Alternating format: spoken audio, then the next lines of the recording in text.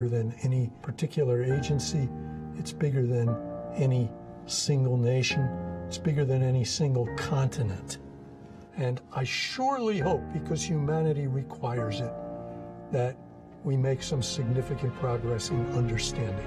You start to realize the importance of understanding what sea level is doing now. We can use that understanding to know what sea level might be doing in the future. Scientists around the world are using this data to help people. The importance of this project and where it touches is on all walks of life all across the world. Sentinel-6 Michael Freilich is all about water.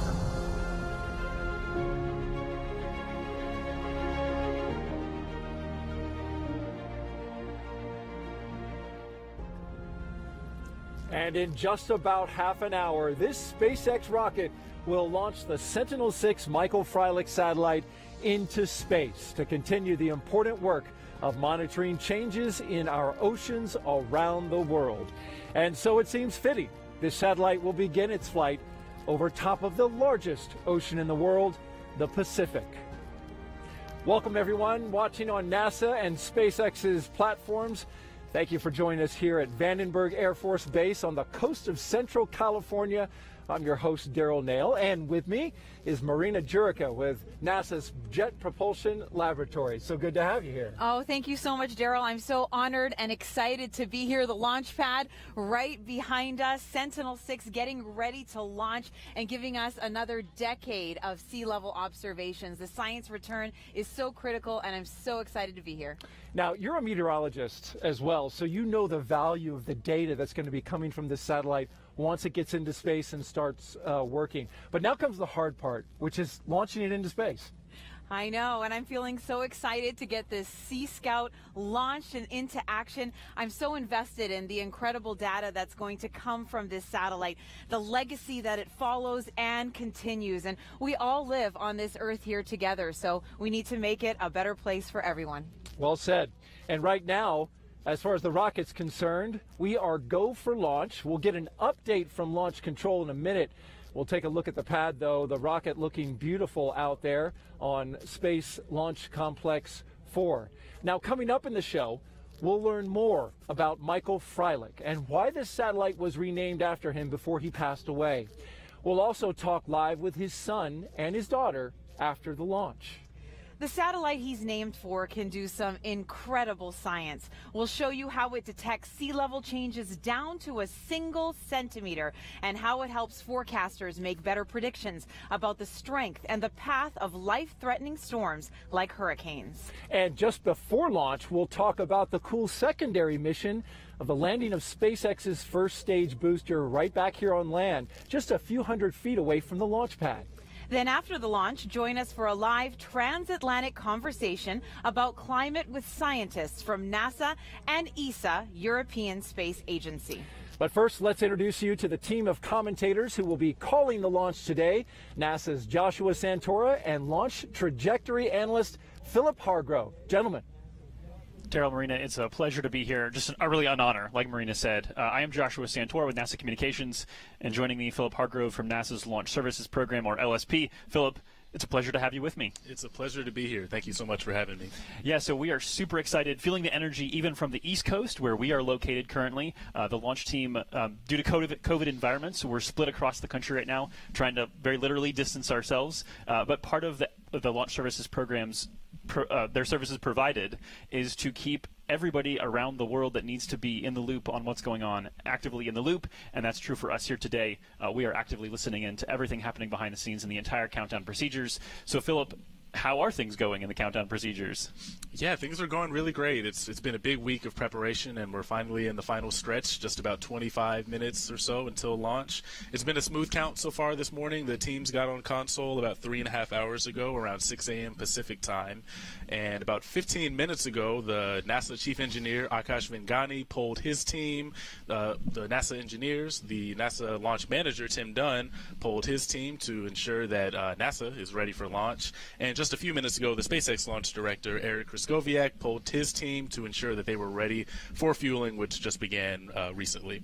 So the range is good as well, which means that the path to space is safe for the rocket and safe for the public, and the Falcon 9 is also proceeding nominally towards launch. Yeah, all good things. Obviously, lots of teams there involved, and we'll talk about that in just a minute, but want to preview for you the fact that we have an instantaneous launch window today, meaning that we have a single second to be able to fly. We have a backup opportunity available tomorrow if it's needed, but that launch time today is at 9:17:08 Pacific time. Again, a reminder, we're launching from Vandenberg Air Force Base Space Launch Complex 4 there on the West Coast. So for those of you here on the East Coast, that's 12:17:08 Eastern time. So lots more to come. Daryl, we would typically provide you an update on the weather as well, but since you're there experiencing the weather and alongside a professional meteorologist, we'll let you take that one. Well, we appreciate that, Joshua. Indeed, we are. You know, she's a certified meteorologist, and the weather today when we got up, I mean, it was picture perfect, you know, from the window of the hotel, clear, beautiful sunshine. You can tell how gorgeous it is.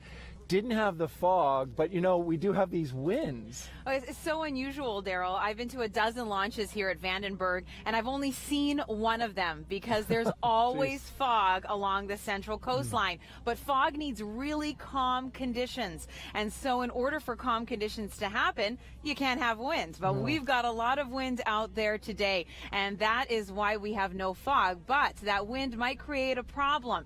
And so that's why we need to keep a close eye on those upper level winds for this rocket. Now, you can see behind me, we have a couple of high-level clouds out there. Those are just cirrus clouds. I like to call them horsetails, but they are not going to affect the rocket in any way. It's a beautiful day. It's a clear day, but it is a little breezy. Now, 50% of launch scrubs are due to weather, and about 30%, Daryl, are due to upper-level wind issues. Yeah. And so these winds occur basically between 20 to 40,000 feet, so pretty high up in the air. And the rocket, it's like hitting a brick wall when they hit those upper level winds. And upper level winds also change direction with height. So it is not good for the rocket, but I'm sure meteorologists are on top of it this morning at the weather office, and they're going to make that decision right before launch. But taking a look right now at our radar, we can see that it is crystal clear out there, folks. So we have no precipitation to deal with. Like I said, these clouds are not going to be a big issue in any way, shape, or form, which is good. They're just nice high-level cirrus clouds. And looking at our launch weather forecast for the day today, we are 80% go for probability of launch, and that 20% contingency is just for the potential of those winds. So it's looking beautiful. I'm so excited to be here, and I'm so excited to actually see it. Because like I said, I've been here a dozen times, Daryl, and every time we just see so much fog in the area. So this is pretty incredible. And we're perfectly situated for it here on just the mouth of the Santa Ynez River, spilling into the Pacific Ocean. It is an incredible view. We are blessed indeed. It is so beautiful. Now, there are teams on opposite ends of the world working on this mission. The satellite will be controlled from the European Space Agency's Operations Center in Darmstadt, Germany. Yeah, and here at Vandenberg Air Force Base, SpaceX's launch team is working the countdown from their control room, while NASA's Launch Services Program, that you see right there, is at the Mission Directors Center just a few miles away. Now, shortly after Sentinel-6 Michael Freilich is launched, it will start gathering a lot of data about our oceans around the world. And that data will be collected by high-tech instruments on board the satellite. NASA's research scientist Ben Hamilton explains how. From an early age, I saw images of the Earth from above. And you just realize how much is going on in the ocean, the variability that's there, the changes that are occurring. It really became a passion of mine to understand what's happening in the ocean. So sea level rise is really interesting because the impacts are local, but it's a global problem. So I've done a lot of work looking at sea level rise in particular locations, but on much broader scales, and with the satellites, we have this global view. So here we can see the satellites orbiting the Earth and where they are right now. Having overlap between the different missions allows us to make a direct comparison. It's really the information we gain from all of these satellites that tell us about sea level change and allow us to get an understanding of what's happening on an entire climate system. And that really long record that'll exceed 30 years with the Sentinel-6 satellite allows us to have a better understanding of how the Earth's climate is changing. So this is an animation of the Sentinel-6 spacecraft and how it collects information about the sea surface. You can see the radar pulse that's bounced off the surface of the ocean. It measures the time it takes for that pulse to get back, and from that we can pull out the measurement of sea surface height. It's not just scientific curiosity, it really impacts the daily lives of people and their ability to plan for their future. As I started to live in coastal areas and see flooding that was occurring, I got to see firsthand the effects of sea level rise and climate change. You start to realize the importance of understanding what sea level is doing now. We can use that understanding to know what sea level might be doing in the future.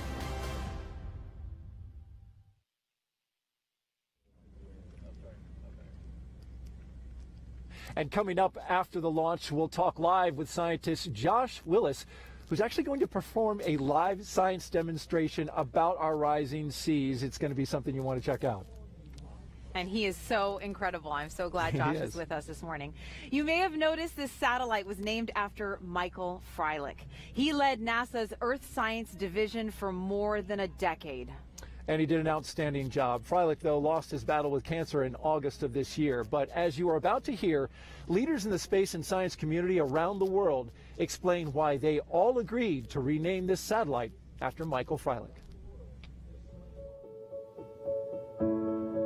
I was so excited to receive a letter by the European Space Agency and the European Commission proposing that Sentinel-6A should be Sentinel-6 Mike Freilich. Having a satellite named after you is pretty remarkable. It's not something we do in Earth science very often. It's not only ESA, it's Europe who wishes to honor Mike Freilich. Mike Freilich has been instrumental in making Sentinel-6 a satellite that measures with very high precision sea level rise. The Sentinel missions are something that Mike was very involved in. It really epitomizes the role that Mike has played over the years as championing partnerships, championing collaborative investigation of the Earth. Names are reserved for the greats.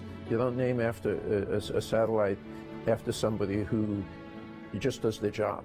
It's the second mission ever named after a person who's alive. It's a huge honor, and I couldn't be more excited. Through this, we want to pay tribute to a unique cooperation between the U.S. and Europe, and a unique personality, Mike Freilich.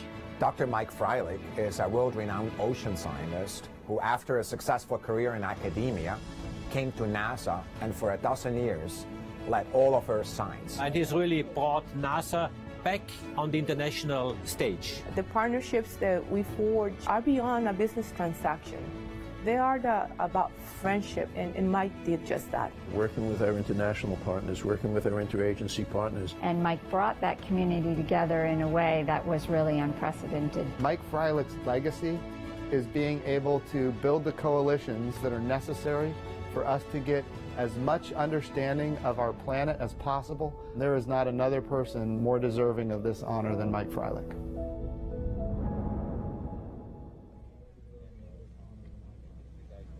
Michael Freilich touched so many people personally and professionally, and you had a chance to listen to him one time. I did. He spoke at an AMS conference, and he was just so moving. His passion for Earth science missions was just incredible, and it was an honor to be able to hear him speak. Now, the Sentinel-6 Michael Freilich satellite has a long journey ahead to get into space. But before it starts orbiting the Earth, the satellite already traveled halfway around our planet just to get to the launch pad behind us. NASA's Blair Allen tracked its journey.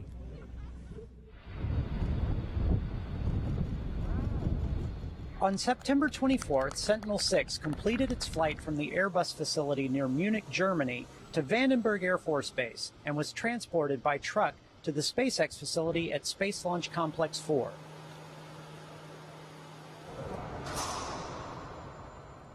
Upon arrival, it was unpacked in the safe confines of the clean room. A team of scientists, engineers, and technicians began the critical process of preparing the spacecraft for launch. Over the last few weeks, they have thoroughly tested and checked out all aspects of the spacecraft to ensure its readiness for flight. The next critical step, the integration of the spacecraft with the Falcon 9 launch vehicle. Sentinel-6 was carefully encapsulated inside the rocket. Yesterday, Sentinel-6 and the Falcon 9 rolled out of the SpaceX hangar, covering the last few hundred feet of its journey on Earth to reach the pad at Space Launch Complex 4.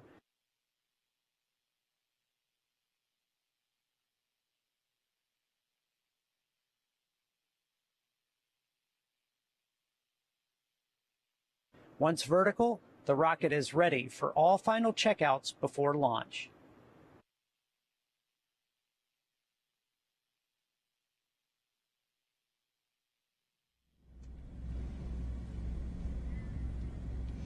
Separately, NASA and the European Space Agency have studied the oceans for decades. But now the two have joined together for Sentinel-6 Michael Freilich. Joining us now is ESA's Guido Livrini, the Copernicus Space Segment Program Manager. Guido, it's great to have you with us. Thanks for having me. Well, we just saw video of the rocket rolling out and going vertical on the pad. You can see it there right behind us. It's ready to go. How are you feeling? It's a big emotion. This project started in ESA more than 10 years ago, so it's been a very long journey. There are many memories that stand out, but the most vivid one is a lecture by Michael Freilich. He was just a few months after his retirement, so he was no longer the NASA director for science division, but he was normal US citizens, and was invited to make a lecture by our director, Josef Aschbacher, in Milan. It was July 19, and he gave us a lecture on international cooperation.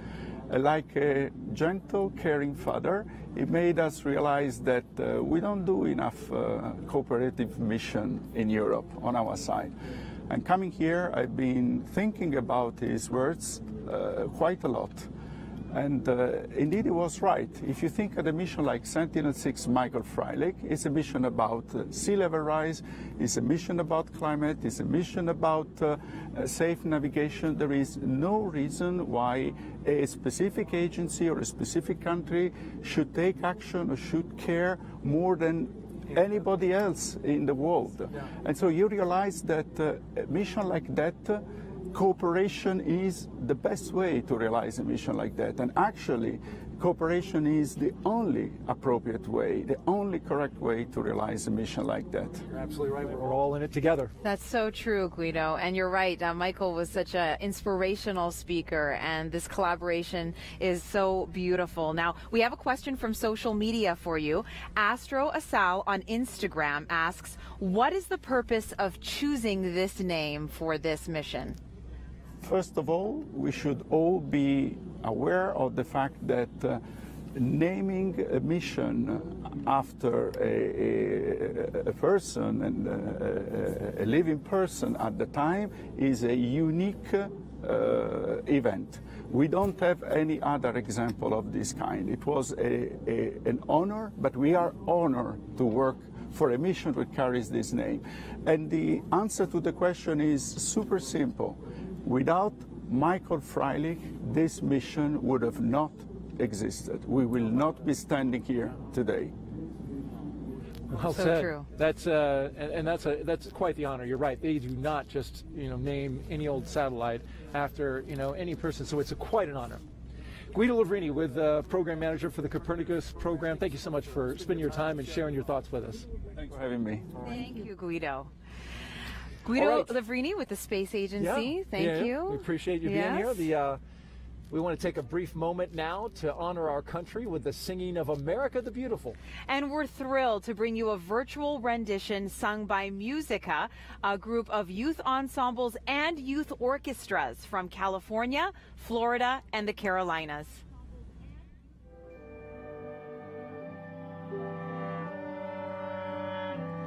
Oh, beautiful for spacious skies, for amber waves of grain, for purple mountain majesties above the fruited plain.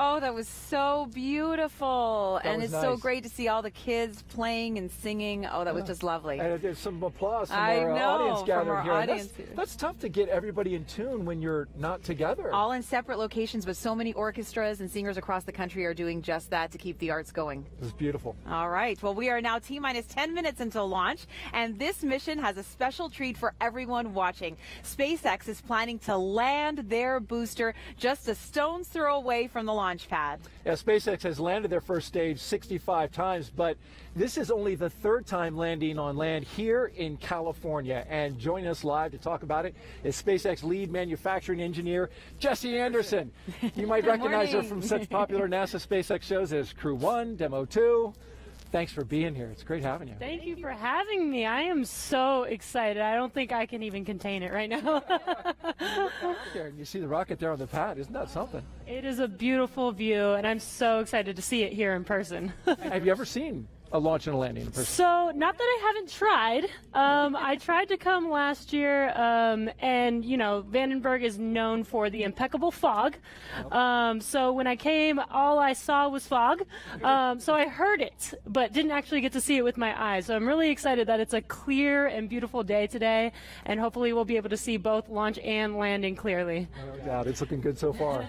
Now, for those of people who are unfamiliar with the process, how exactly does the booster landing work? Oh yeah, this is really cool. So after stage separation, second stage makes its way on its way to orbit, but first stage actually does a flip maneuver. So it continues to gain altitude and actually does kind of like a backflip. And then we have 3 burns that it does. So when it's doing that backflip, it does the boost back burn, which is 3 of the 9 Merlin 1 engines reigniting. And then following the boost back burn, it will do an entry burn to help slow it down as it enters back into the Earth's atmosphere. And then it comes back down and lands with just one single engine for the final landing burn. It is the neatest thing to see in person, and it is loud. There's a big sonic So boom. loud. Oh, yeah. You have to even like warn the local residents that it's happening. Oh yeah. We want to actually share a special question with you right now. There is a young man, an 8-year-old named Parv. He contacted NASA and shared this picture with it. We want to put it up on the screen. He made a rangoli. This is a traditional decoration for Diwali made of sand, rice powder, and or flower petals in the shape of a rocket. You see it there? There's It's Parv. so beautiful. He's got his little He's so SpaceX shirt on. You excited. see that? So they're here for the launch. They're watching. And his question to you, Jessica, is how do NASA and SpaceX achieve the pinpoint accuracy they need to launch? Oh man, a lot of hard work to sum it up. But there's a number of things, you know, we have to calculate, you know, the orbital mechanics for how to get the satellite into space, but there's tons of sensors and guidance navigation control system on the vehicle. The vehicle is completely autonomous. So as you know, the vehicle is moving so fast, human reaction is not quick enough to guide it. So we actually have it autonomously programmed to make sure that it does everything that we need it to do. It's amazing, and you guys have gotten so good at it lately. So we're looking forward to that part of it. Jessica Anderson from SpaceX, thanks you so much. You're going to stick around because for the landing, we're going to have you back out, and we're going to enjoy it together. Yes, I cannot wait. I'm so excited. All right, fantastic. Thank you, Jessica. And now we're about T-minus 7 minutes until liftoff of Sentinel-6 Michael Freilich on a SpaceX Falcon 9 rocket. That's right. The moment is upon us. We're going to hand it over to Joshua Santora and Philip Hargrove for the countdown to launch. Guys, take it away. Hey, thanks so much. It's been an active past few minutes, starting to hear calls of closeout and things. But before we go too far, I want to, Philip, ask you to introduce us to the teams that are on console today. So there are teams of teams really working this launch. Who do we have on board today? You're absolutely right. So we have our international partners from the European Space Agency, or ESA, and the NASA Jet Propulsion Lab, or JPL, who have science instruments on board the spacecraft that was developed by ESA. SpaceX obviously manufactured and produced the Falcon 9 rocket, and the NASA Launch Services Program, or LSP team, has been working closely with them for the past couple of years to prepare for today. And the United States Space Force Range is responsible for public safety today. Yes, grateful for everybody's participation. Lots of good comments made this week during briefings and reviews about just the incredible partnership and collaboration here. So I want to tell you about what's coming up through the rest of the count as we proceed towards liftoff here in just 5 minutes now. We should hear a call for RP1 full in just a second. and then we'll be looking for the strongback retract to take place in just a few seconds. Propellant tanks are pressurizing for strongback retract. Perfect. So what that's going to look like on your screen is up near the top of that rocket where the fairing is, just beneath the bottom edge of that fairing. You can see that on screen there very well. There's a clamp that's wrapped around the second stage of the Falcon. That clamp will expand, and then that tower, the strongback or transporter erector, will tilt back just a couple degrees in preparation for the final minutes of countdown. It will still be connected. Retract has started. There's that call. The retract has started. That strongback provides power, fluids, and communication for the rocket up until the time of liftoff, when it will tilt back even further away from the rocket. So keep your eyes on that. But Philip, wanted to have you tell us about the path for today's flight. The folks along the southern coast of California might get a treat if they're outside looking up to the sky. Right. I'm definitely happy for the people out there in Southern California because, we get a million launches out here, but, if they can finally see some, especially at JPL, because it's, they're invested in this launch. So Vandenberg is really convenient for these high inclination launches. So Sentinel-6 Michael Freilich has a 66-degree inclination, which means that it's perfect for the Falcon 9 to launch south-southeast, and it's really going to kind of ride along the coast of Central and South America on its way up to that 1,300-kilometer altitude. Yeah, very good. We just heard there Tim Dunn coming on the nets and giving his official go. So NASA is go for flight here. The last few minutes here, we're going to hear a number of calls with closing out liquid oxygen or LOX, and then we'll kind of tick down here to the final minutes where we'll hear we're commanded for final pre-launch. We'll have the automated flight termination system will be configured for launch. We'll get a final go from the launch director at around 45 seconds to go on the way to 0 there, right on time for this instantaneous window at 12:17:08 Eastern Time. That's 9:17:08 there on the ground. So, Philip, really fast here as we're waiting for the liftoff. Tell us about the rocket here. You kind of told us about the flight path, but what is this rocket capable of? There's a lot going on here. Right, there's a lot going on, and we have some beautiful views of this Falcon 9. So you can see it's a two-stage rocket. The first stage, or the booster, goes about 2/3 of the way up, and that actually provides 1.7 million pounds of thrust, which is going to get the vehicle and the spacecraft off of the pad. The second stage, its engine is housed in that black interstage region that's just below the 5-meter fairing, and that's what's going to finally bring the spacecraft up into its orbit. And as we've discussed already, that first stage, once it separates from the second stage, is going to head on back to Vandenberg. Awesome. So much coming up here. Post liftoff is certainly active as well. About a minute into flight, we'll hear calls for flight through max Q, or maximum aerodynamic pressure, and then we'll about 2.5. Strongback retract has been completed. There you go. You can see a nice separation there between the rocket and that transporter erector. About 2.5 minutes into flight, we're expecting to see a few things happen very rapidly. We're going to see that booster separate after that first stage engine cutoff happens, and then after that separation takes place, the second stage. Stage 2 LOX load is complete. There's that stage 2 liquid oxygen load complete, which is great. You kind of see some of the steam coming off the vehicle. That's dealing with cryogenic fluid that's on the order of negative 330 degrees Fahrenheit. It's densified liquid oxygen mixing with the ambient temperature there, which creates that fog, that steam effect. We'll also see a lot more happening post liftoff, so stay with us. And we even have a lot very, very late into the show today. We're roughly an hour and a half of milestones past liftoff of getting into the correct orbit and confirming that we have a good, healthy spacecraft. So please stay with us. There's a ton going on, but we'll let you listen in these last minute and just enjoy the countdown.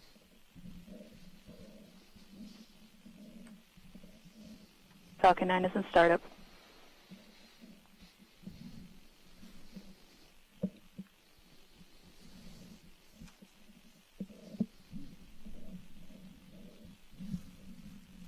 Launch director is go for launch and landing.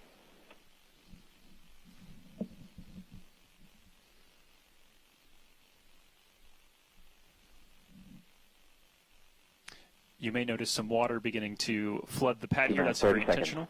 That's actually a sound suppression system that occurs to allow the sound of the vibration of the sound to actually be suppressed, and it also helps with some cooling as well. Falcon 9 is configured for flight. T-minus 15. 10. 9. 8. 7. 6. 5. 4. 3, 2, 1, 0. And liftoff of Sentinel-6 Michael Freilich, continuing a legacy of ocean observation and international collaboration to benefit all humanity.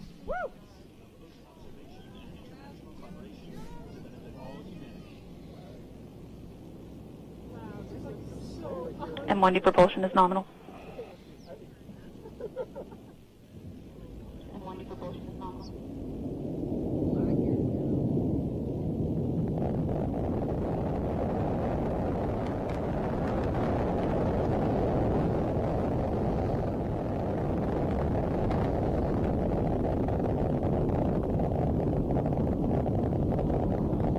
Power and telemetry nominal.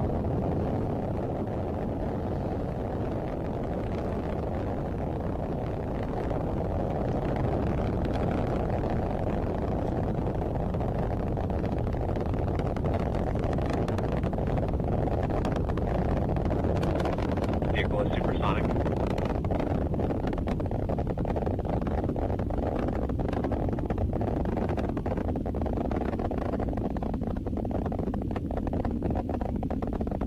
Vehicle is experiencing maximum aerodynamic pressure.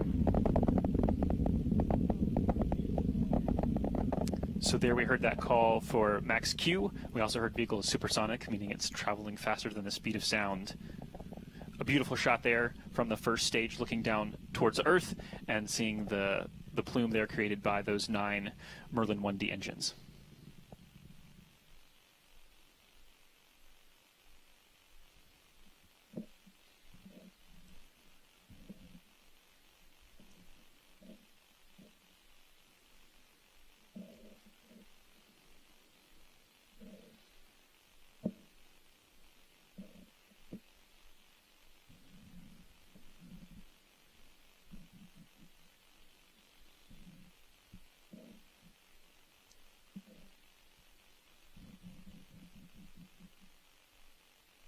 Beautiful clear skies there from Vandenberg on the ground. Able to track with that rocket as you see it on screen now.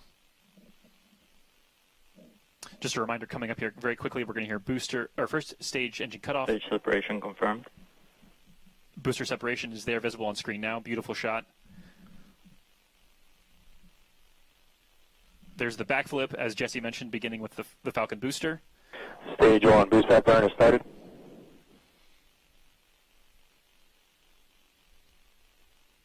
And that second engine looks like it has lit. You can start to see the engine bell there turning an Both orange. vehicles are following nominal trajectories.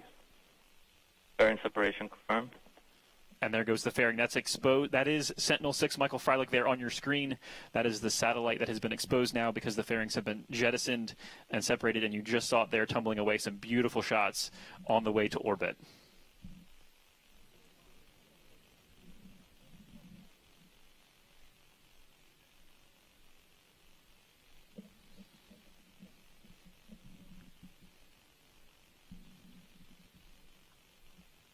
And stage 1 boost back burn shut down. So we're getting reverse angle views of that engine on screen. That's what you're seeing.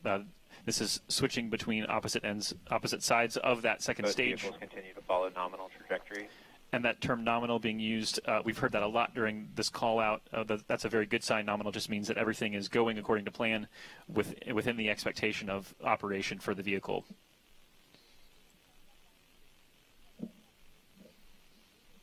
So we are, there, a great shot from the first stage. You can see the hypersonic grid fins there that are expanded, those honeycomb-shaped structures. As the booster begins to enter the atmosphere, those will be able to help guide and stabilize the booster to make sure that we hit that pinpoint landing like we heard that question asked. How do we ensure pinpoint landing? And those grid fins play a huge part in that.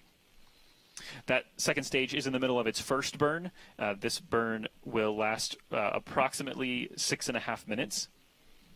And then there will be a long coast phase today. And then we will have a very short, a relatively short second stage, second burn to put us in the correct orbit to follow that path of the Jason series, as we heard earlier.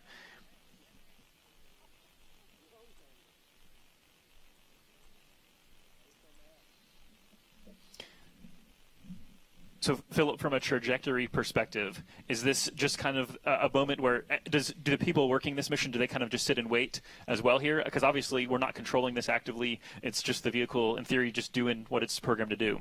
Right. I mean, I will say I didn't personally work this mission, so I'm not sure what my coworker who worked it for the past couple of years is thinking, but it's beautiful to watch this trajectory that we've been planning out for years. We know what the math looks like. We know what the numbers are, but actually seeing these views from the second stage is just amazing. Yeah, very good. And we'll talk more about kind of your role and what you do as a trajectory analyst. You are, by all accounts, a rocket scientist, which is pretty cool. We will come back and chat more in a bit. Again, we'll revisit you once we get towards that second stage, second bird. But for now, I think we're ready to head back out to check in with Daryl and Jesse to hopefully enjoy nominal trajectories. What I would expect to be a beautiful, very noisy nominal landing of that booster. Daryl, how was launch? How did it look out there?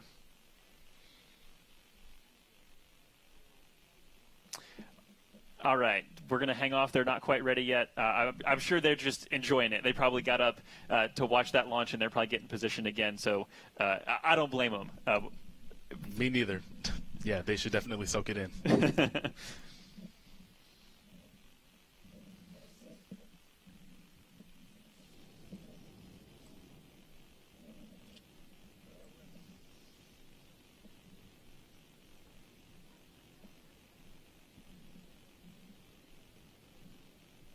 So that second stage Merlin vacuum engine, MVAC as we like to call it, that produces around 210,000 pounds of thrust once it's on orbit in the vacuum of space. Go on, entry burn has started.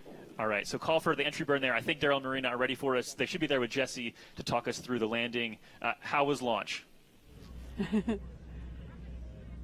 Oh my goodness! It was incredible. It was incredible. That's why we're late. We're all talking at the same time. It's great.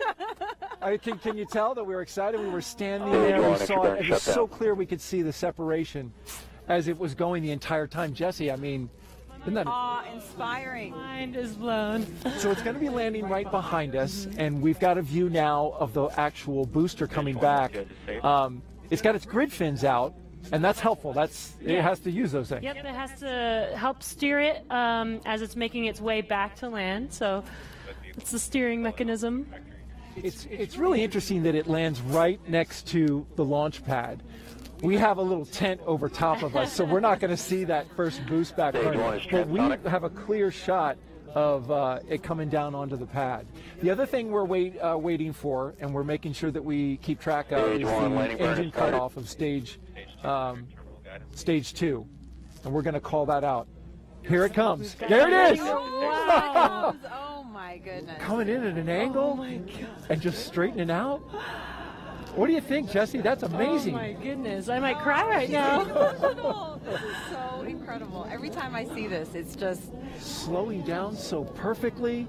Perfect. Just hovering. There's the sonic booms we talked about, and touchdown. Oh, we heard that. Oh, that was And Falcon 9 has landed at LZ4, landing operator beautiful. into 11.100 on recovery 2. I'm a little The teary-eyed right echo of the power to see it here in person, to feel it. Oh, and like Jesse said, no matter if you see it or not, you always hear it, right? So that sonic boom is recognizable wherever you are. Reverberating through the valley here. I know. Well, what'd you think, Jesse? Oh, I have no words. That was incredible. Like, as many launches as I've seen, seeing it in person is a whole different experience. The crowd that's with us, you can hear them cheering and everything. They're just totally like, in awe. We're so glad that we could do this and have you join us with this. Jesse Anderson from SpaceX, lead manufacturing engineer. Thanks so much for coming out here. What a moment. Thank you so much for having me. This has been amazing. Thank you. Absolutely. Thank you. All right. Well, the coast phase is about 45 minutes away, and so we don't expect any activity to report at this time. But if there is, we will let you know. And in the meantime, we'd like to tell you about the science behind the Sentinel-6 Michael Freilich mission. And we're going to get to that in a moment, but we have a moment here where we're going to sync up and simulcast with our partners from the European Space Agency. And when we do that, That's going to allow both channels, both ESA and NASA, to carry the same broadcast at the same time. Going to talk a lot about science, and we're going to get to that in a moment. But first of all, I want to get your reaction to watching both the launch and the landing. And it's spectacular, Daryl. I mean, it's so beautiful when everything comes, and like Jesse was saying, a well choreographed ballet. It's the best choreographed ballet in the world, and it did everything that it was supposed to. The launch was beautiful. I'm so glad the winds quieted down when they were supposed to, so that we could get that rocket launched, because this is incredible science that we're going to get from Sentinel-6, and I just can't wait. Well said indeed. Okay, now we are going to turn it over to our friends from ESA. Let's join moderator Louise Houghton from the European Space Agency. Sentinel-6 really would like to thank NASA and our friends in the US, also NOAA, for this contribution they have made. Incredible. They have been an excellent partner. They have been very reliable, and they really have delivered their part on time. And in very significant terms. The launcher we have just seen, but also very important instruments like the microradiometer and several other components. And this is a model cooperation I would really like with Thomas and his team in the US discuss further cooperation opportunities, because this is just so wonderful what we have done with Sentinel-6 Michael Freilich, and there is much more to come. I have quite a few ideas. I don't want to go into depth right here, but I think this is so successful that I would like to expand that. Well, thank you so much, Josef. I think you're saying there that international partnerships are so important for these space missions moving forward. And we've, of course, been able to monitor the oceans from space for nearly 30 years now. And before we continue this conversation, I want to take a look at a video which will show our achievements to date.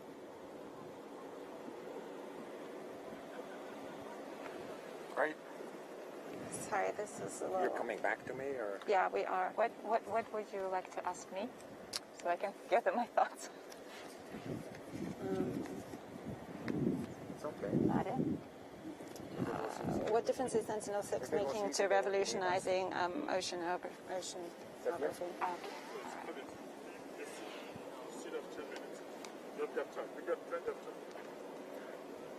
Out after the video, you will have like six minutes. I don't hear the video. I don't hear the video. She's missing. She doesn't have a feed. Give me a cue. Don't do that.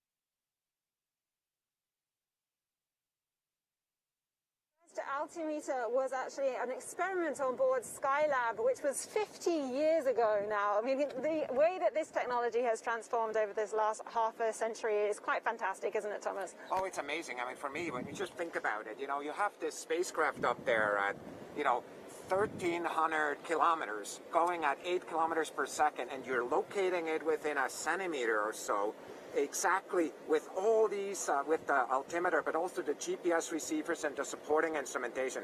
For me, it's mind-boggling, and of course, it's so important because it affects our lives in a direct fashion every day, even if we don't notice that. What challenges do you think that we're going to come across in the future with working with this international partnership?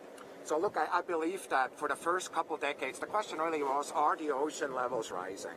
The question to that is absolutely yes. Now, the question that we're dealing with, and as an international community, is how are we handling these rising oceans, and how do we make sure we don't go to levels that we don't need to? And so for us, kind of the local impacts of those around the world, whether it's in Europe, whether it's in the United States, and everywhere else, are what's going to drive our research, and therefore the high resolution that this spacecraft provides us is absolutely critical. So that's the questions the international community has to come together to deal with these problems, because each one of those assets, you know, serves all of us. Well, we have been hearing more and more about how oceanography has been revolutionized by satellite observation. So Nadia, maybe you can tell us a little bit more about why Sentinel-6 is making such a difference in that development. Yes, Sentinel-6 is indeed building on a very rich heritage of JSON-class altimeters, and what we expect to see a new science coming out of Sentinel-6 that it would open up new frequencies and give us a fuller picture of what do we know about the oceans. And ocean altimetry, by now, it's a mainstream tool of modern physical oceanography. So if you are a modern oceanographer, at one point of your life, you clearly looked with this data. Either you're studying tides or sea level, ocean circulation, or winds, or hurricane prediction. You were exposed to this data, and we expect from Sentinel-6 to continue doing this discovery on a higher resolution and longer time scales. Well, if Craig can hear us over in Europe, maybe I can come to you as well, Craig, and ask you your opinion on how this technology is really changing how we monitor the oceans.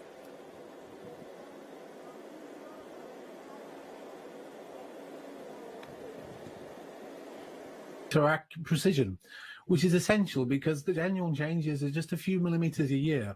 It's really remarkable. But you know, it can do a lot more. And recent work shows that the oceans are taking up much more carbon dioxide from the atmosphere through the ocean-atmosphere interface, where waves play an extremely important role. Now, the Sentinel-6 Michael Freilich radar altimeter provides us with excellent measurements of the significant wave height with a 300-meter footprint size along the satellite track. Really, this will help us to improve our understanding of carbon dioxide transfer into the ocean. But it's even more than that. Wave forecasting is part of the Copernicus Marine Services for serving maritime operations, which are essential for maritime safety. And these are managed through the European Maritime Safety Agency. So we'll have topography measurements and wave measurements to really provide something pretty superb. Well, thank you, Craig. If you wish, it is up to you. And that was Craig Donlan, who's the project scientist from ESA, which is a European Space Agency. So thank you so much to them. And the climate science conversation continues. If you would like to tune in, just use the Sentinel-6 hashtag on the European Space Agency or ESA's social media platforms. This satellite was renamed after American oceanographer Michael Freilich, who led NASA's Earth Science Division for more than a decade. Freilich passed away in August, but 5 months prior, NASA held a satellite renaming ceremony for him at the agency's headquarters in Washington, D.C. Freilich accepted the honor, but he credited his success to the contributions of thousands of scientists, engineers, managers, and diplomats on both sides of the Atlantic. It's been a privilege to work with you, to learn from you, and to be able to call you friends. The entire world is expecting great things from Sentinel-6, and I know that you will deliver. Go Sentinel-6.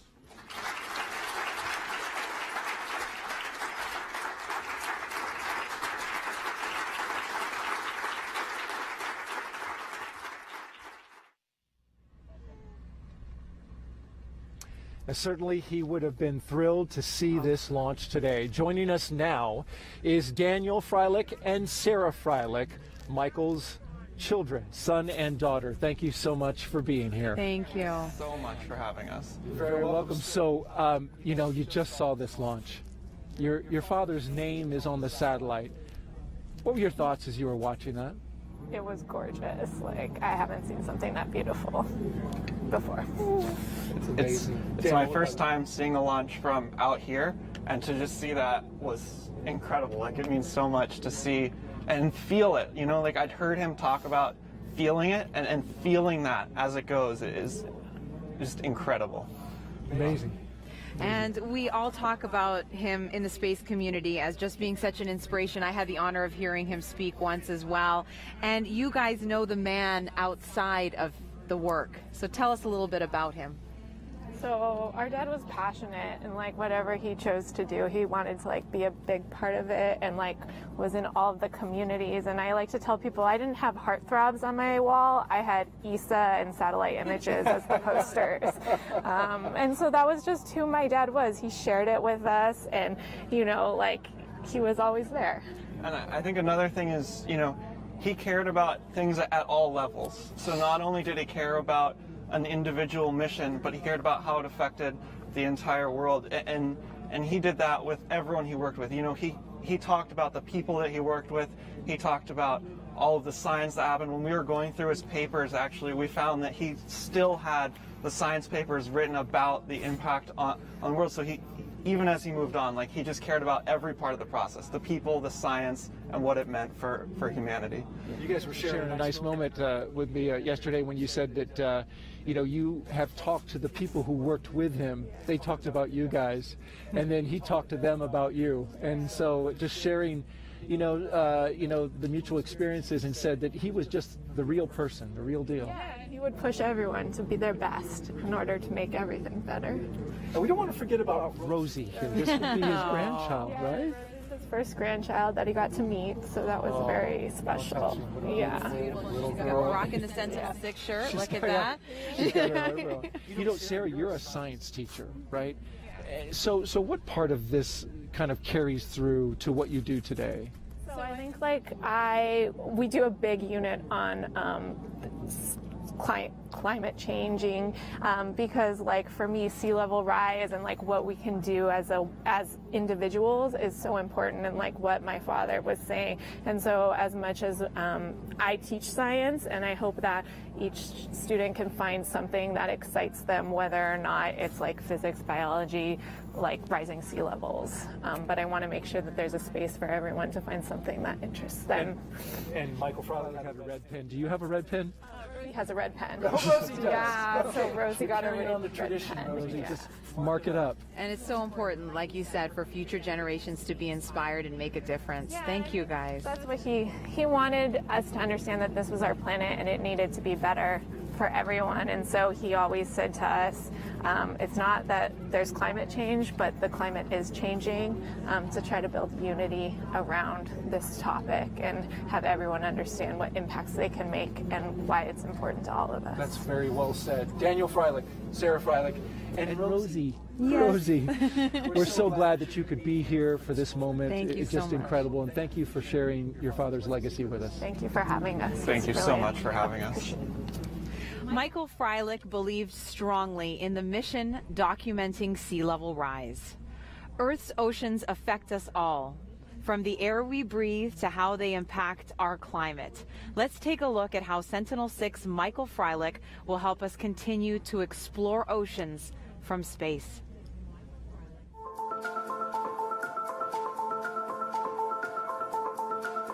Spend a few minutes on any beach and you'll realize just how much the ocean can transform the shoreline. We're here at NASA's Jet Propulsion Laboratory, and we're really excited about this new satellite. It will extend the record of sea level rise another decade past the 30 years we already have, and allow us to see how sea level is not only rising, but how it's accelerating.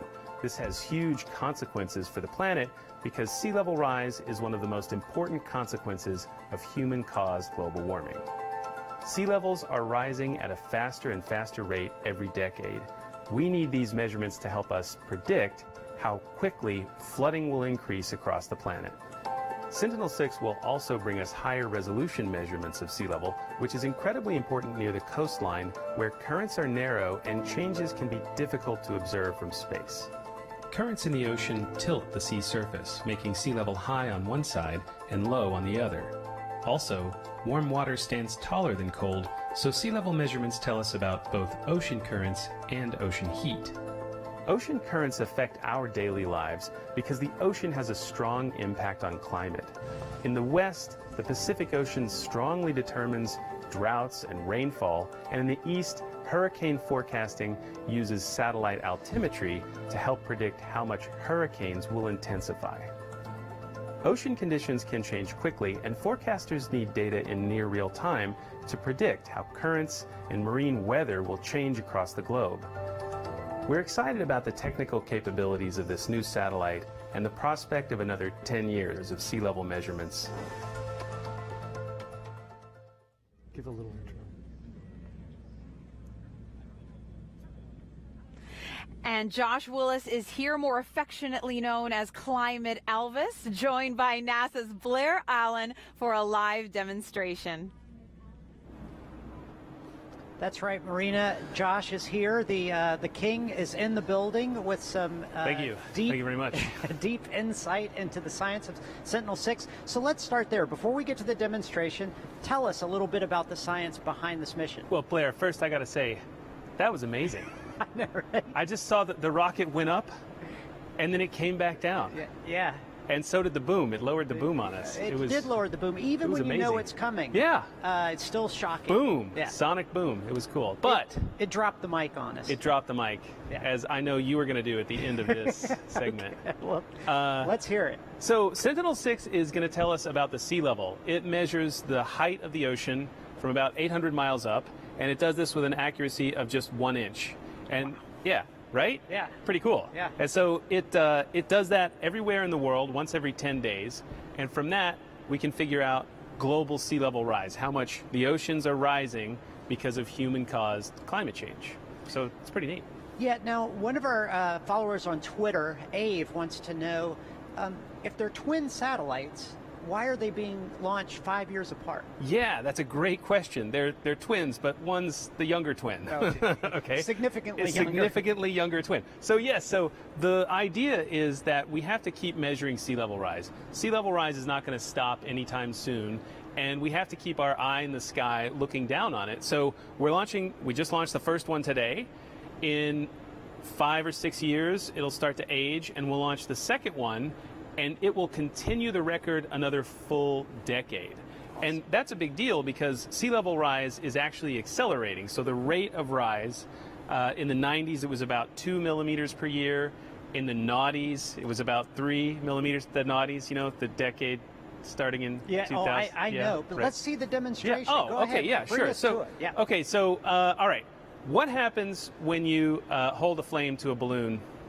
I'm going to say it pops. That's right. But I'm just a layman. Well, this layman is right. Let's find out, right? Now, in order to do this, I have to put on my safety gear. So here we go. There you go. Now, we're gonna do this, all right? Yeah. And it's gonna pop, right? Here we go. All right, 1, 2. Wow. It was terrifying, wasn't it? Frightening. Frightening, right? Now, what happens when you do the same thing with a balloon filled with water? I'm assuming it pops as well, right? Let's find out. Here we go. Look at that. Fascinating. Look at that. It's right there. It's right there on the balloon. It holds. It's not popping. Why not? It's not popping because water is so good at absorbing heat that it actually takes the heat away from the balloon before the flame can melt it. And that's just like the oceans. The oceans absorb more than 90% of the heat from climate change.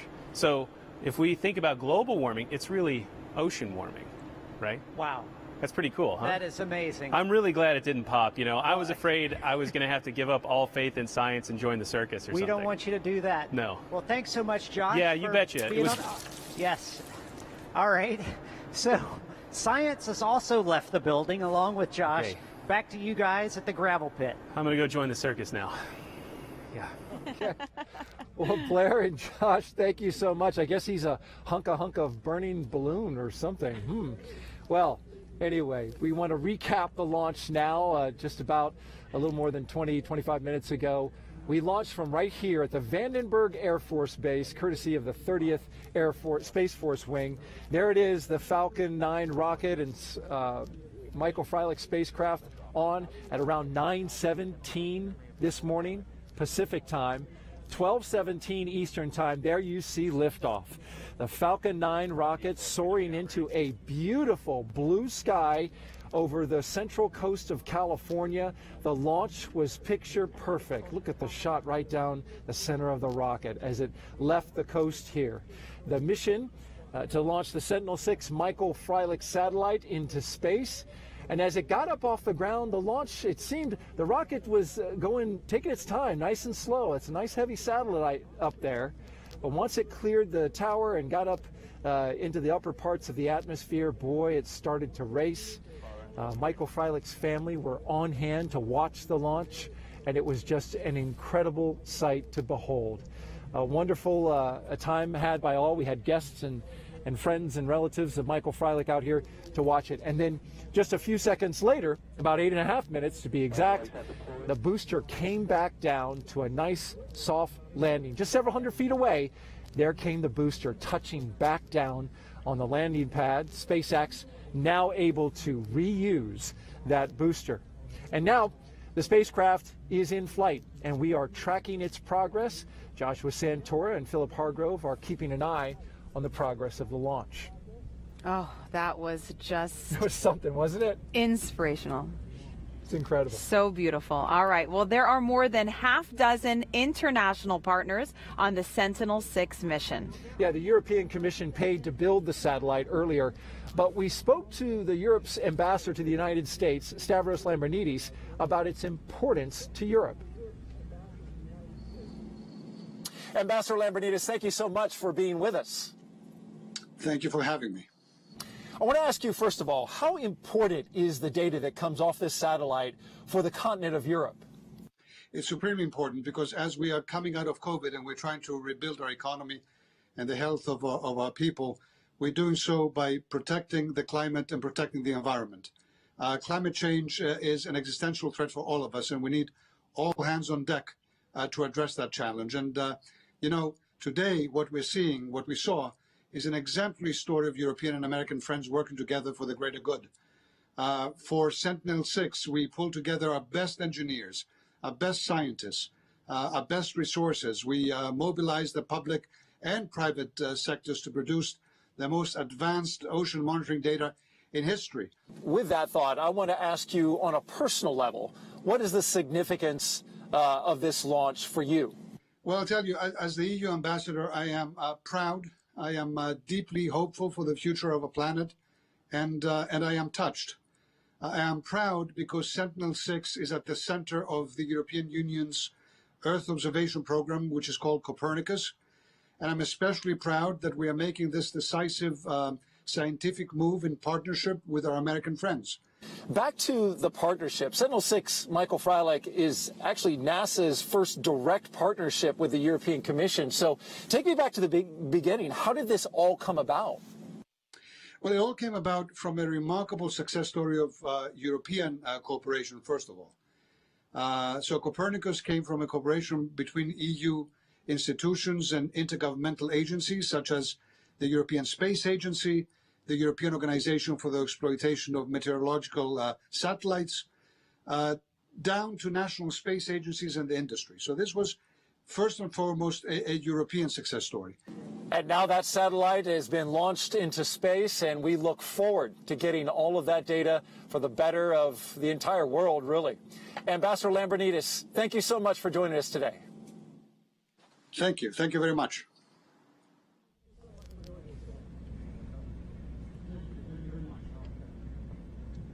Meteorologists understand the critical importance of advance warnings of severe storms across our nation. One of the instruments aboard Sentinel-6, the Global Navigation Satellite System Radio Occultation, or GNSS-RO, will be the next tool for more accurate forecasting. Let's take a look.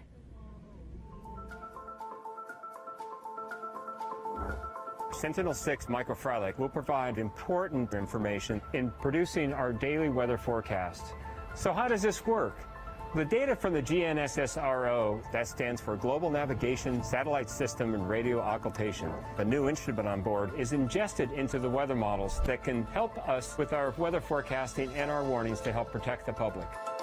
This mission will use a special technique called radio occultation, which measures tiny changes in the radio signals broadcast by GPS and other navigation satellites.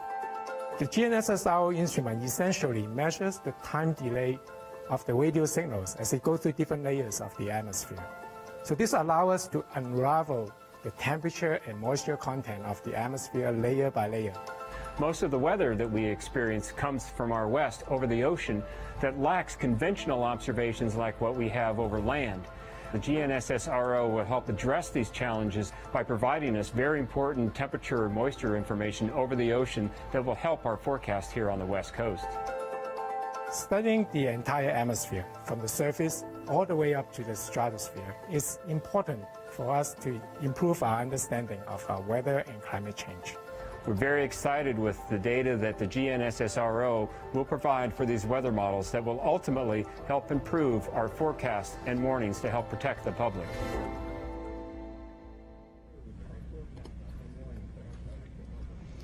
Eric Louliette is the NOAA, the National Oceanic Atmospheric Administration's program scientist for Sentinel-6.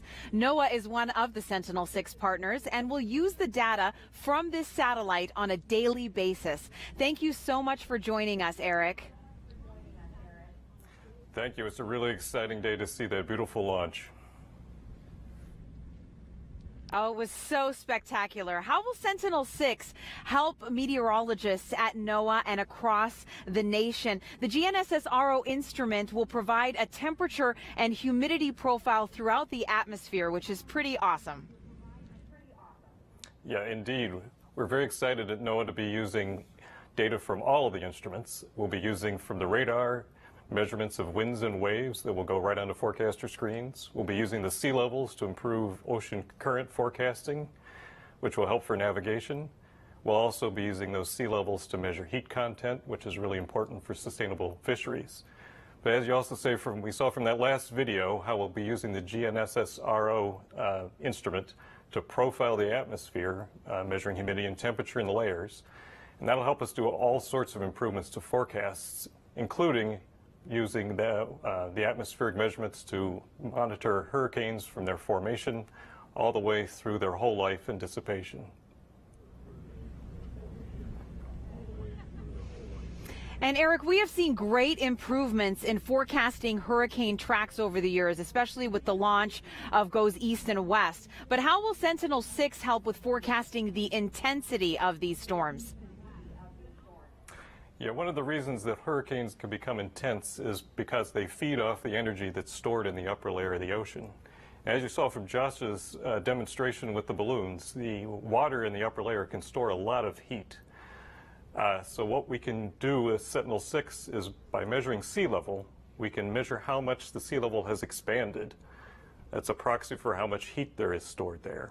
So we can figure out how much heat and where it is and map it and send those maps to forecasters. This year alone, we've seen 10 tropical storms increase in intensity rapidly. So it's more important forever that we have than ever that we have Sentinel-6 there for the next decade to monitor and improve hurricane forecasts. Yes, ocean heat content is so important. I always like to think about it as a car that needs gasoline. A hurricane needs that warm water to fuel that engine, that's for sure. Now, what impacts to society do sea level changes have, and how will Sentinel-6 help us better plan and prepare for the future, Eric? Sure. For the last 30 years, we've been seeing sea levels rise using the satellites that are the predecessors to Sentinel-6. And one of the things we've learned is that sea level doesn't rise at the same rate everywhere. So it's vital that we use Sentinel-6 to map where the sea levels are rising. We've already started seeing flooding both in clear weather from places all the way from Hawaii, the Florida Keys, to Norfolk, Virginia. So we're going to need Sentinel-6 and working with our NASA partners to help make better models to figure out where we should expect increased flooding and storm surges as sea levels continue to rise. Thank you so much, Eric, for joining us today. Thank you. Another fantastic tool on board is Sentinel-6 is the Advanced Microwave Radiometer for Climate, or the AMRC. And the person who led the testing and integration was JPL's Shannon Statham. In order to be good custodians of our planet, we really need to understand how it's changing. How is it evolving? And here we are at High Bay 2. This is actually a clean room, and each component gets tested on its own, and then we assemble it together. So my team was responsible for assembling, testing, and delivering AMRC for the Sentinel-6 mission. And this is where we built it. AMRC is the Advanced Microwave Radiometer, one of a suite of instruments that work together on Sentinel-6 and then give us the very high resolution heights of the oceans. So we are in the antenna range at JPL, and this is where we tested AMRC. We need to know that what we send into space is going to survive. I've always had an affinity for arts, singing and dancing, and so one of the things I've been doing more recently is sewing. And my dress, I actually sewed. You cannot do this job without being creative. Every mission is unique. We are answering those really interesting and hard questions that we all have about our universe and our planet.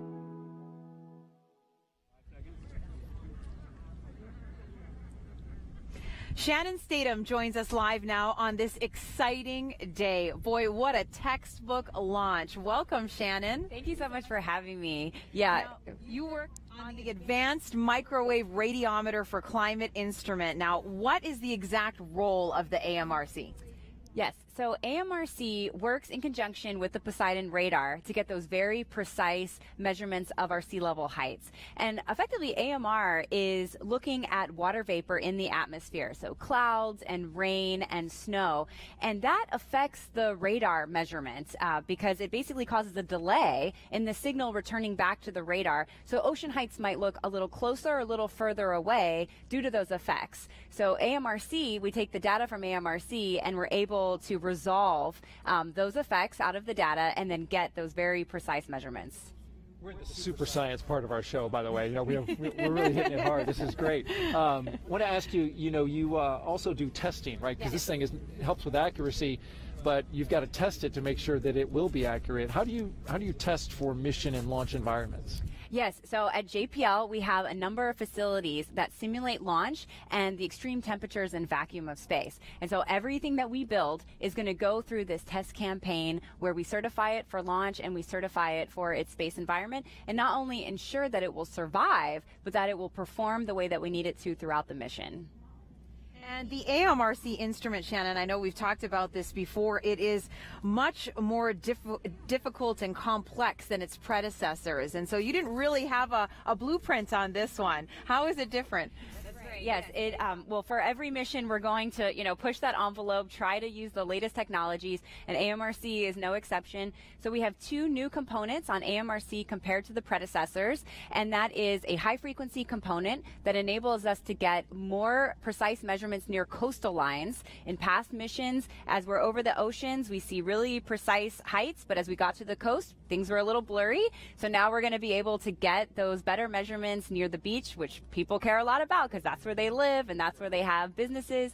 And we also have an onboard calibration system, and that includes a rotating mirror, so of course just adding to that complexity. And that was because of some new science requirements on Sentinel-6 to get us even better data throughout the mission. And folks in Florida certainly care about that because there are more There are more miles of populated coastline in my home state of Florida than in any other state. Got a question from social media for you. Okay. Hank reached us from Facebook, and he wants to know how accurate is the satellite? What is the smallest area of ocean it can measure the altitude of? And might it have any applications for detecting seismic activity? Oh, a very interesting question. Yes, so for a single measurement, we can get down to 3 centimeter accuracy. But as we continue to take those measurements, we get global coverage over a 10-day period, and then we continue to get the map of the full of our full planet and all the oceans. And so over the span of a year, we get down to millimeter resolution. So that's an order of magnitude better than a single measurement, and how we're able to get those global averages of 3 millimeter height increase per year, which is really, you know, if you think about over the span of a decade, that's a centimeter, and over the span of a millennia or a century, excuse me, that's going to be 10 10 centimeters. So we're definitely seeing the rise and definitely seeing the sea level impacts. Real quickly, the seismic activity? Yes, the seismic activity. So although Sentinel-6 is not going to be trying to detect seismic activity or tsunamis, which often come as a result of that over the oceans, but we have been able to detect them in the past. Previous missions have been able to, but really what we're going to see is any changes in the sea levels as a result of that seismic activity and any tsunamis. Very helpful. That's all data that is very important to our world. Shannon Statham, thank you so much for joining us from JPL. Thank you so much for having me. Yep. Thank you, Shannon. All right, all of these highly accurate Earth observing instruments were installed onto one satellite that will orbit our Earth for about 5 years. NASA's Blair Allen asked Sentinel-6 project manager Parag Vazay to show us how they did it. Joining us now is Parag Vazay. He's the NASA project manager for Sentinel-6, and he's going to talk about a few particulars on the spacecraft. But Parag, before you do, I was wondering if you wouldn't mind talking a little bit about the science behind this, altimetry. Yeah, altimetry is a science.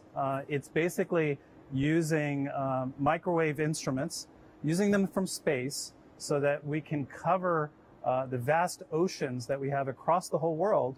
And the whole objective with altimetry and ocean altimetry is to be able to measure those oceans across the world, measure them very precisely. And doing that with a satellite from space allows us to do it completely and most accurately that we can all across the whole world. So let's look at the instruments. Can you tell me about the primary instrument for Sentinel-6? Yeah, the primary instrument is the Poseidon radar altimeter. It's built on a simple concept, which is like any other radar, where basically we are producing a radio signal from the instrument. It's being transmitted down to the Earth from space, and we're waiting to actually get the reflected signal off the ocean surface back up to the antenna and receiving that signal. We want to understand how long it took for that signal to get it back here, and then with that we're able to understand what and measure what the height of the ocean is. And there's another important instrument on board, the AMRC. Can you talk about that and its purpose? Yes, you're right. This is the Advanced Microwave Radiometer, a very important instrument for doing this measurement, because the Poseidon altimeter measures the height, but it really matters how well that is measured as that signal passes through the atmosphere. And we need the microwave radiometer to be able to measure differences in that signal as it passes through the atmosphere. This instrument provides us that correction so that together we're able to make a very precise height measurement of the ocean surface. What are some other important features or instruments that are flying on Sentinel-6?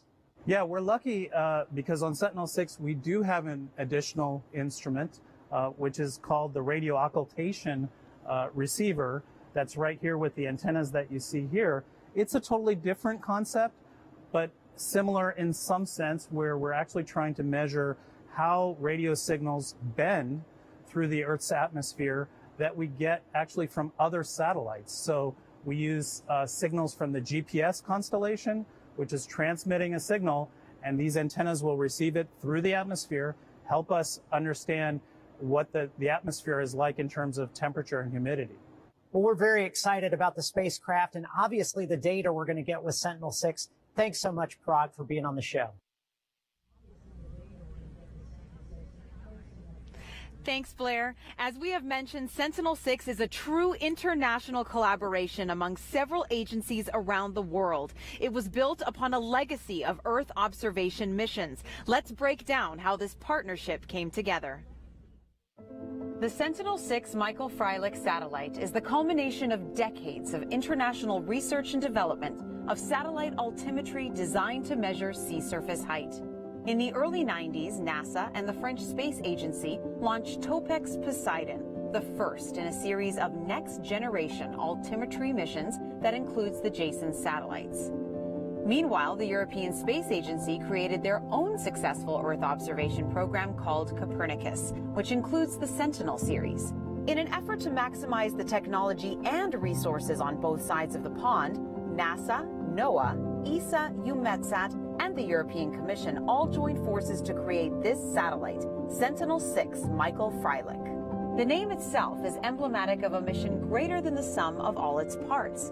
The first part of the name, Sentinel-6, is derived from ESA's series of Sentinel satellites, and the Michael Freilich part of the name honors Dr. Michael Freilich, the former director of NASA's Earth Science Division and a tireless advocate for advancing measurements of the ocean in an effort to better understand the planet we all live on.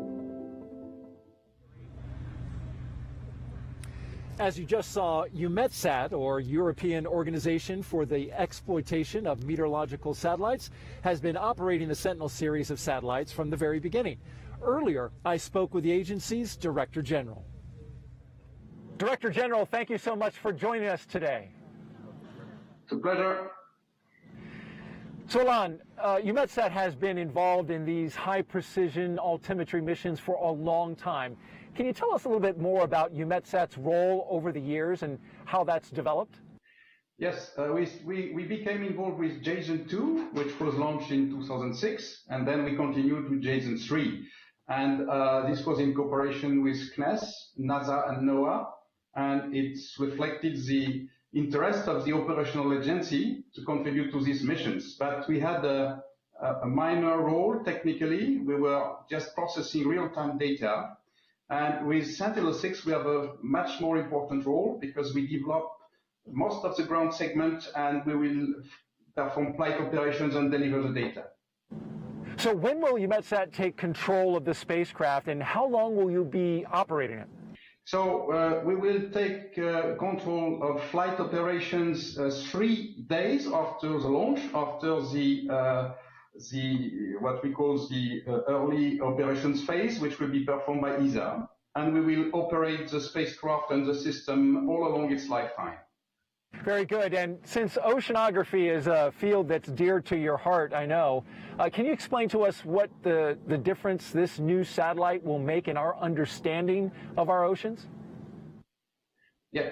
First of all, this satellite will preserve the integrity of a unique record of mean sea level started with Topex Poseidon in 1992. But it will also improve the accuracy further. So we were 3.5 centimeter with Topex, we were 2 centimeter with JASON, we will be 1 centimeter for this spacecraft. And we will also have better spatial resolution along the track, 300 meters instead of 7 kilometers. So it's a major improvement, will come closer to the coast, and it will be very important not only for climate monitoring, but for forecasting heat waves in Europe, for instance, cyclones, and also whether the next summer will be unusually hot. So that's what we expect from this mission. And we've talked a lot about cooperation, Director General. So how important is that to Eumetsat in this endeavor? So to make it short, one of the aspects of cooperation is science. But I would like to close saying that at this meeting, the ambassador of the United States in Japan, Caroline Kennedy, was given the floor, and she said, "I am a fan of Michael Freilich." And so tonight, the US and Europe are fans of Michael Freilich. Well, thank you for sharing those thoughts on Michael Freilich, and congratulations on the successful launch of Sentinel-6 Michael Freilich into space. Director General Alon Ratier, thank you so much for joining us. You're welcome. It's time to check in on the progress of the launch operations. That's right. Joshua and Philip, they are about to light that engine for the second stage, but it's not expected to last very long, right? Yeah, that's correct. I'm just checking my comm list here, make sure we're hearing everything. We're expecting to hear that call for the second stage, second burn, any second now. So we're kind of in a holding pattern here, just kind of cycling back on the day. We had successful on-time liftoff at 9:17:08 Pacific time. There you see on screen, that's a track. Nominal payload insertion orbit. That's a great call. I believe, Philip, help me. I believe that's a call for, like, we've completed the second stage burn, a nominal insertion orbit. That's where we wanted to get to, right? Exactly. Yes, the first stage did most of the work of getting out of that gravity well to get away from Earth into orbit, and then that second stage, second burn, was really just tweaking to get into that final circular orbit. Yeah, fantastic. And we're seeing now some great shots from that second stage. And we saw the spacecraft there a second ago. So that track that the rocket has flown, it's tough to see because this is simulating, this image on screen is simulating being in the shadowy part of the Earth right now. So if you look really closely, you can see we're kind of approaching, if not in the Indian Ocean now, we're to the east of Africa. The track, as Philip mentioned earlier, that 66-degree inclination kind of put us around the tip of South America and then around the tip of Africa without actually dipping down to Antarctica. So kind of a fun track to take. We're expecting to have signal acquisition of the spacecraft over around Alaska. So lots to come ahead. But Philip, I want to ask you about your work because this is kind of the bread and butter of your job as a flight analyst. You definitely pride yourself on getting to this point and beyond. So tell us about what you do. Right. I mean, be careful with that question because we've been talking orbits all day, so don't get me started on it. But when you talk about trajectories in the launch sense, there's really two pieces. There's what happens when you are in orbit, when you're already in space, and then there's the unique question of how do you get from the launch pad into orbit. So at LSP, at the Launch Services Program, we really speak both languages. So we want to be able to take the work that the spacecraft team does to determine what all of their needs are in terms of where they need to be and when they need to be there, and we help translate that efficiently to the launch vehicle, who has their own process of designing the actual trajectory to get from the launch pad into orbit. So we support that process however we can. Yeah, and that's, as you kind of alluded there, that's really the bread and butter of the broader LSP picture. Working with a spacecraft customer to acquire the vehicle. We heard Tim Dunn speak about that yesterday, just the acquisition of the vehicle and the service to get into orbit as you need to be. So what's kind of that picture like for LSP? What's the process at large?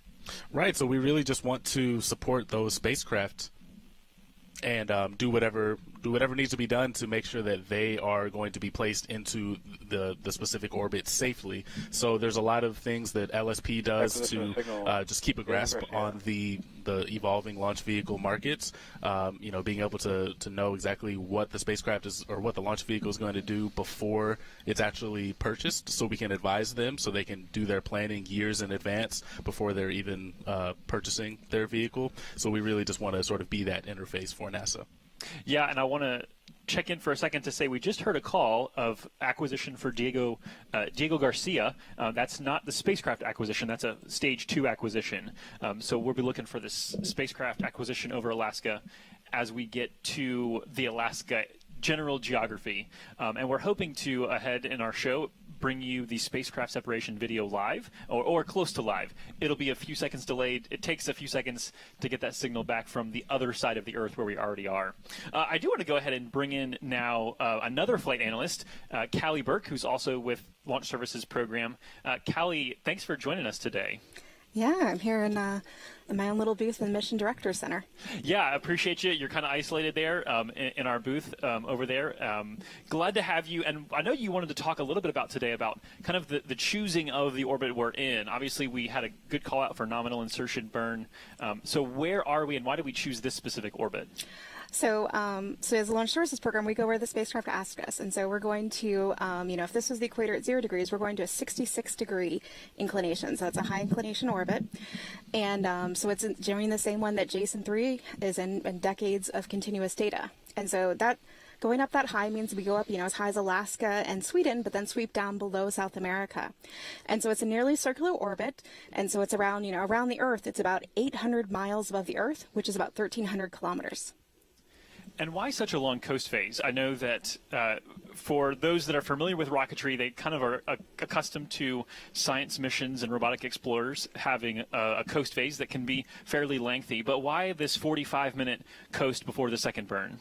So with the rocket, we bring all the gas with us. There's not gas stations on the way. So we want to try and use as little as possible. And so just the way that it works is that, we start Callie, I want to jump in there for we a fly second, up in the early parts to a We're looking at the spacecraft separation right now. I want to let you finish, but we're getting that live, and I wanted to call that out for you. So there goes Sentinel-6.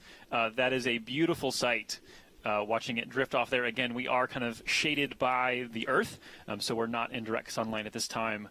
So that's why it's as dark as it is. If the sun were on this side of the Earth, we'd see a little bit more of that, but that's going to kind of just drift off, and that's completely normal and expected. So, Callie, I do want to let you finish. Sorry for jumping in there. No, yeah, that's the part, it's the exciting part, when the rocket's done its job. So what we did was we got to a park orbit coast with the boost and the first burn. And so with that, we still had a perigee, so the point we're closest to the Earth, just above 160 miles. And so we're near that. And then we coast and just let physics do its job, where we go out to the furthest part, 800 miles. And then at that point, we just have to do a short burn, just over 10 seconds, a little bit more. And then, we circularize the orbit. So we then are just using a little bit of fuel at that point. So. Awesome. Hey, last question for you really quickly. I wanted to ask about the question of how far would we be behind Jason 3? Because obviously we're trying to be in that exact same orbit like you mentioned, but how far away are we? So what we're doing, so we have our launch time so that we're in the same orbit plane as Jason 3. That's why we had just that 1 second to launch. And then we're going to be just minutes behind. And they're zooming around at 3.5 miles per second. And so if they get, if Sentinel-3 gets as close as just 30 seconds behind Jason 3, that's still 135 miles behind it in the orbit.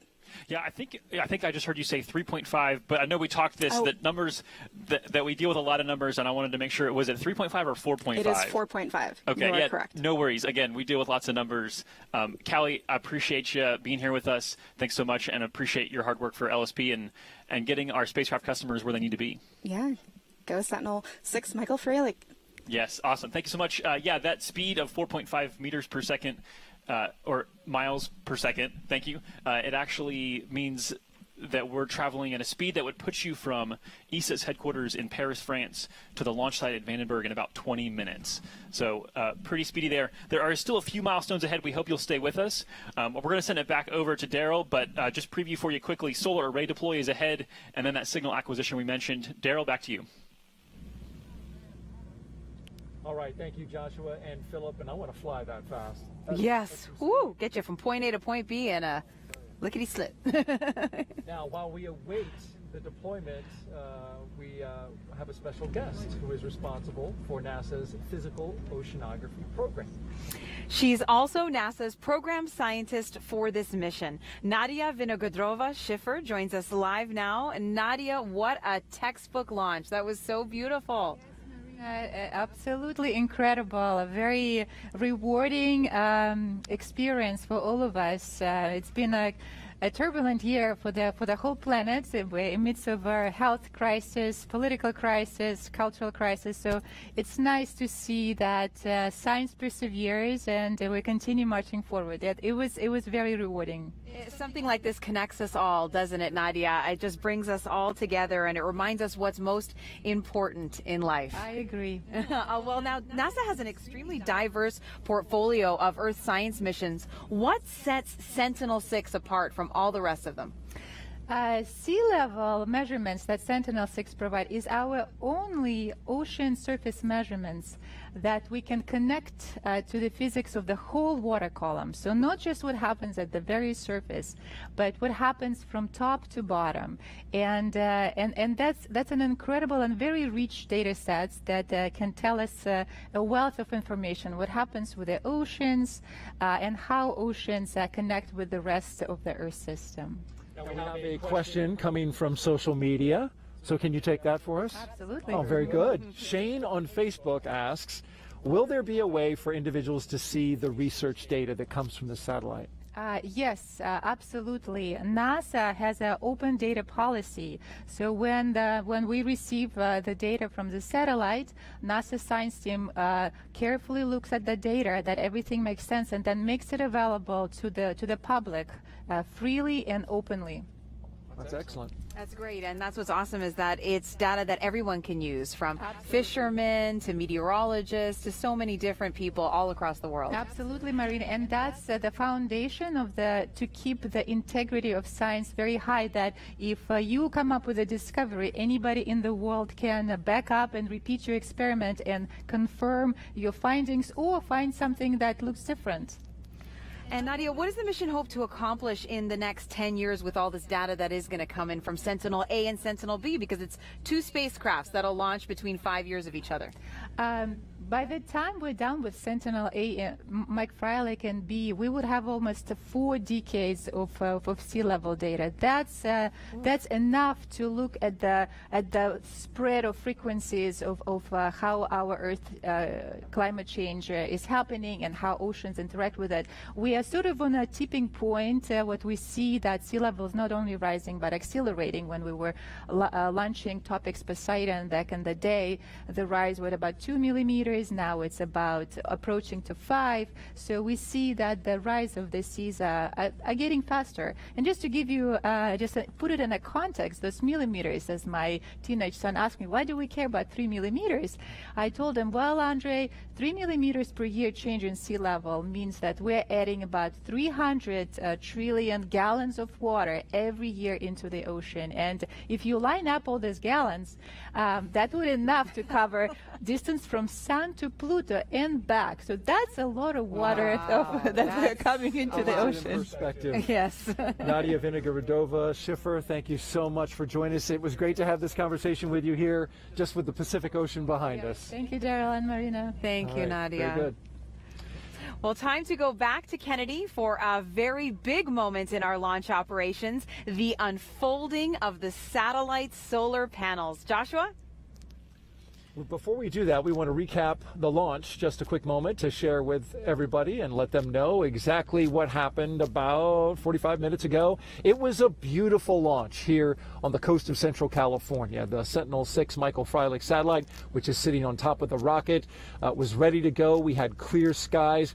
There was an ignition of the rocket right at 9:17 p.m. Pacific time. I'm sorry, a.m. Pacific time, and 12:17 p.m. Eastern time. And there you see the launch of the Sentinel-6 Michael Freilich satellite going up on the Falcon 9 rocket. And it's a beautiful sight, looking down the barrel, both of the booster as well as the skies above. It just climbed and climbed, racing up to the middle of the blue sky and performed beautifully. No problems with launch. The 9 Merlin D engines belting out their 1.7 million pounds of thrust on their way into space. The rocket just performed perfectly, and there you see a shot from up high and the coast of California. Vandenberg here, of course, a launch site that allows for a certain trajectory that allows Earth science to do a lot of missions here. And then we had the landing, which was really neat. For all of the guests who were here, Michael Freilich's family, watching as that booster touched down just perfectly, nailing the landing. It was quite a sight to behold about 8.5 minutes after launch. The first stage booster now available for reuse. So now we want to check in with Joshua Santora and Philip Hargrove for an update on the second stage. Well, that's right. We are now going to be having a very big moment as the unfolding of the satellite solar panels moves in. And Joshua, it is an exciting time. Everything's coming into place.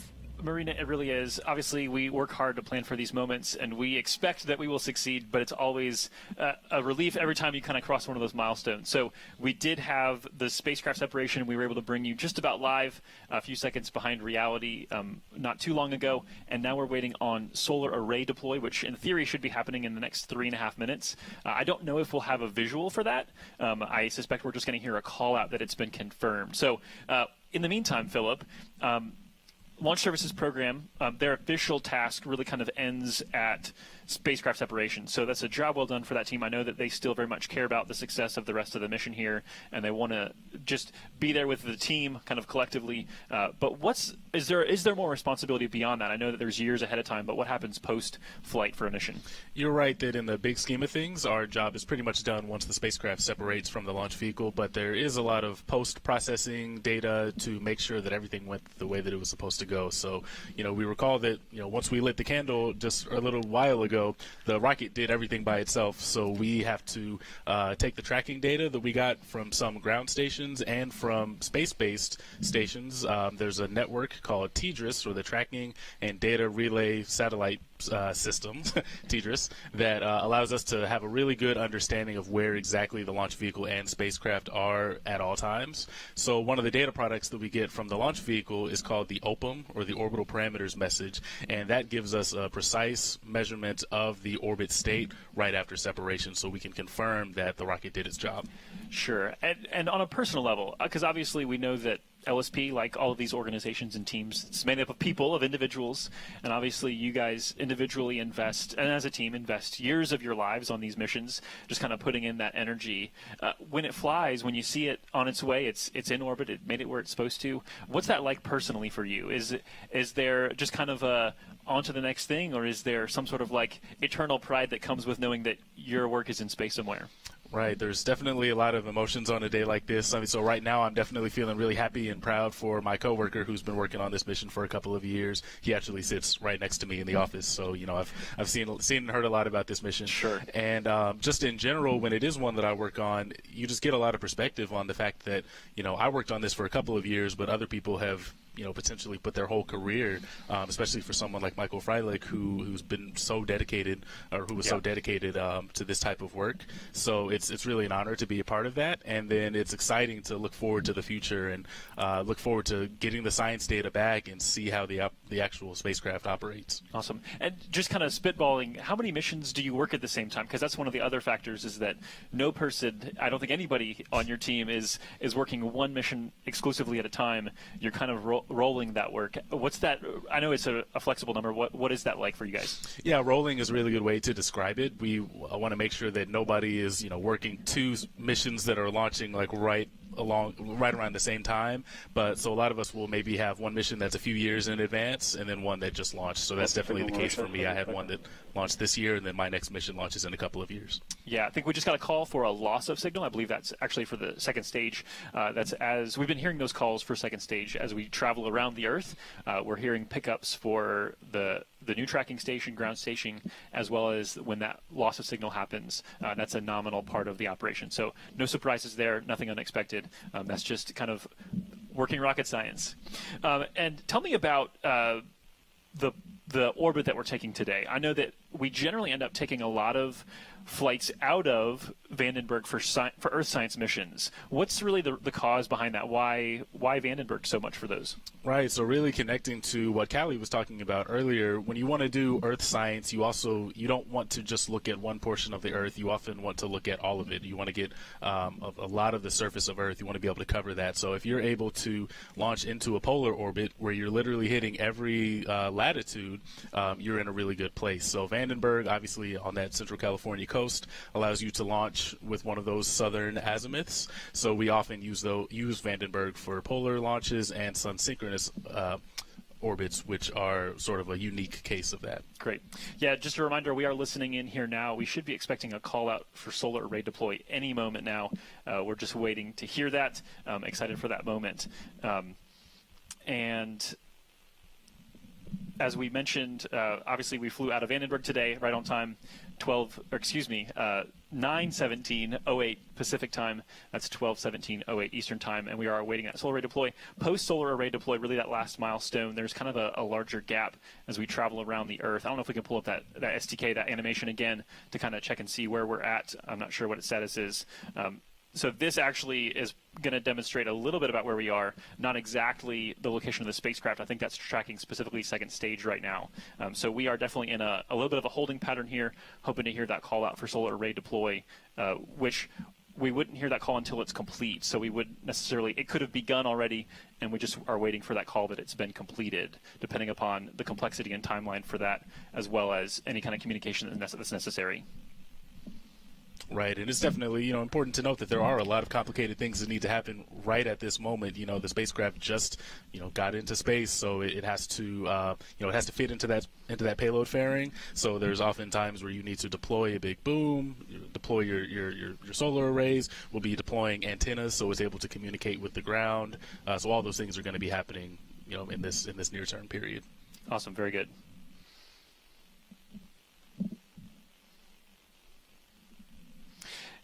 Can you talk any more about the tracking system? I know you kind of spoke about that a little bit, but with TDRS, we have kind of an on-orbit system. We've heard these call-outs for these ground station tracking systems. What's the thought process there? Right. How does that, I guess not thought process, but like how does that work? Right. So, like I said, there's ground stations. I believe on this trajectory, we received telemetry on its way. There was a station that's in South America, one that's in Southern Africa, and things that are allowing us to really know what's going on, because you don't want to just let it go and then just wait until the very end. You want to be tracking as you go. So we're receiving that data really in real time. And when it comes to TDRS, that is a geosynchronous satellite system.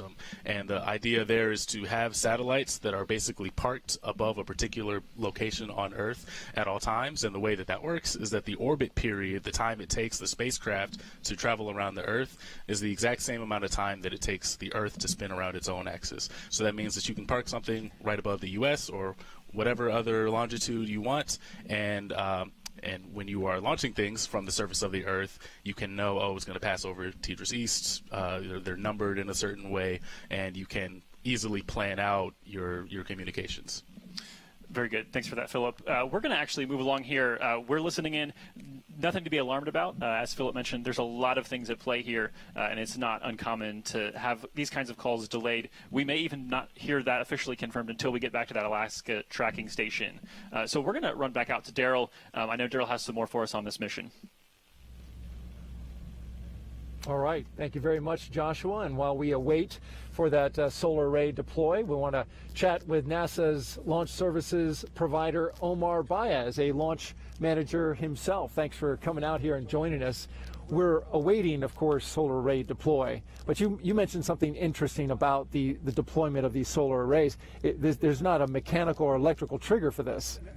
No, usually it's just a little bit of paraffin holding them in wax.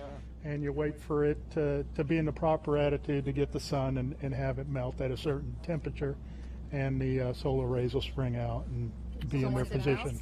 Then the solar rays just pop right out. There's other mechanisms at times where you do an electrical deployment, but this is very simple. The simpler you keep it, the better. Well, simple to study the ocean, so we like it. Yes. The launch, from our perspective, viewing it just looked magnificent from out here. And Omar can't help but notice the boosters back there too. It's a nice sight to come over the hill and see the booster sitting there without the second stage and the payload fairing. And what a sight. This is very unusual for Vandenberg to have this beautiful non-marine layer type of launch, and it was a pleasure to watch from the control room. We actually had a window where we could see it launch, and we actually saw the landing from it too. So usually as a launch director I get to see it on a TV monitor.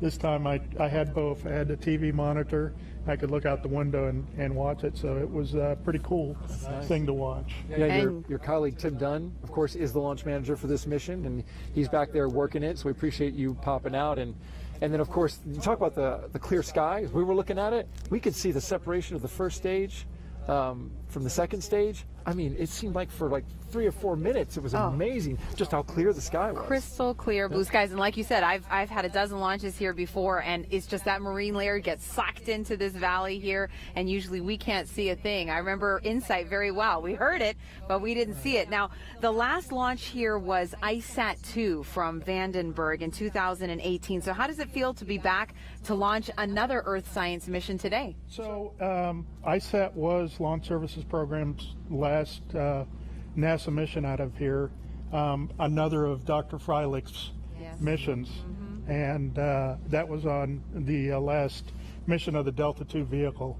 It's great to be out here.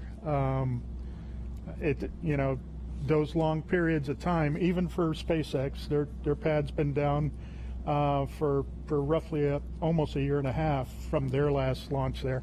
So to get the tempo going again, we've got missions coming up next year out of here, starting with DART, which is the double asteroid redirect test. That is going to be so cool, because this is one where we're going to be catching up to the asteroid Didymos and going after one of its moonlets. that's about 160 meters across. We're going to impact that moonlet and try to impart energy to redirect it. So pretty cool planetary defense type mission, and that'll be coming out of here in July on a Falcon 9 rocket. Yeah, and then of course 5 years from now we'll have another Sentinel-6 B. Will then go up to follow on with this mission. That's right, and shortly after this summer, in the fall, September 16th, we've scheduled Landsat for out of here. So that continues with our partners at the Geological Survey, the mapping of the land surfaces and water surfaces for almost 50 years now. So it's a continuous measurement of real scientific data that is available to all to look at and to analyze and to speak the truth. Earth science missions, so exciting over the next couple of years. Then after Landsat, we've got NISAR and SWAT launching as well. So it's going to be great for Earth science. That's right. Omar Baez, Launch Services Program Launch Manager. Appreciate you coming out here and joining us. Congratulations. Thank you. Congrats, Omar.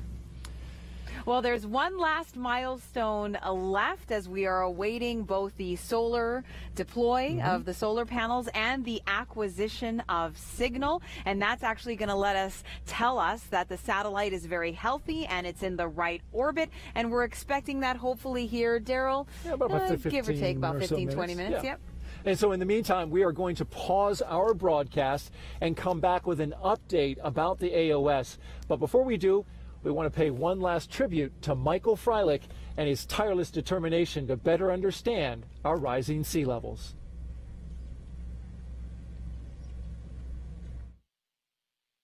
Is likely quite atypical. I knew in 10th grade that I wanted to be a nearshore oceanographer. What has driven me is understanding how nature works. And that's why humanity, not one agency, not one country, not one continent, but why humanity has been monitoring global sea level from space with exquisite accuracy for more than 28 years. He's a world-renowned ocean scientist who, after a successful career in academia, came to NASA, and for a dozen years, Dr. Mike Freilich led all of Earth science. And he's really brought NASA back on the international stage. And this is not all. You also changed the discipline of Earth science in a profound way, combining science and technology to understand our beautiful planet.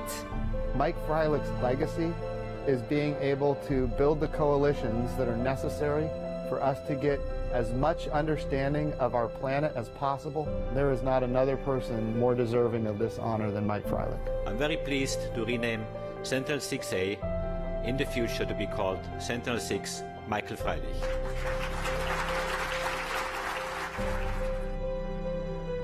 You know, when I first found out that Mike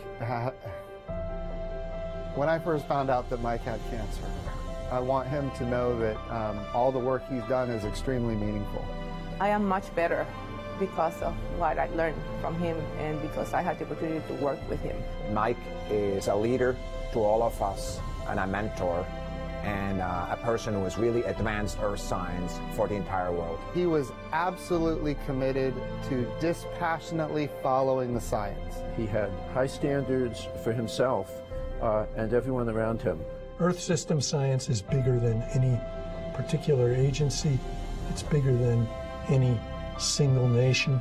It's bigger than any single continent. And I surely hope, because humanity requires it, that we make some significant progress in understanding. You did good, Dr. Freilich, for all of us, and for that we're all very grateful.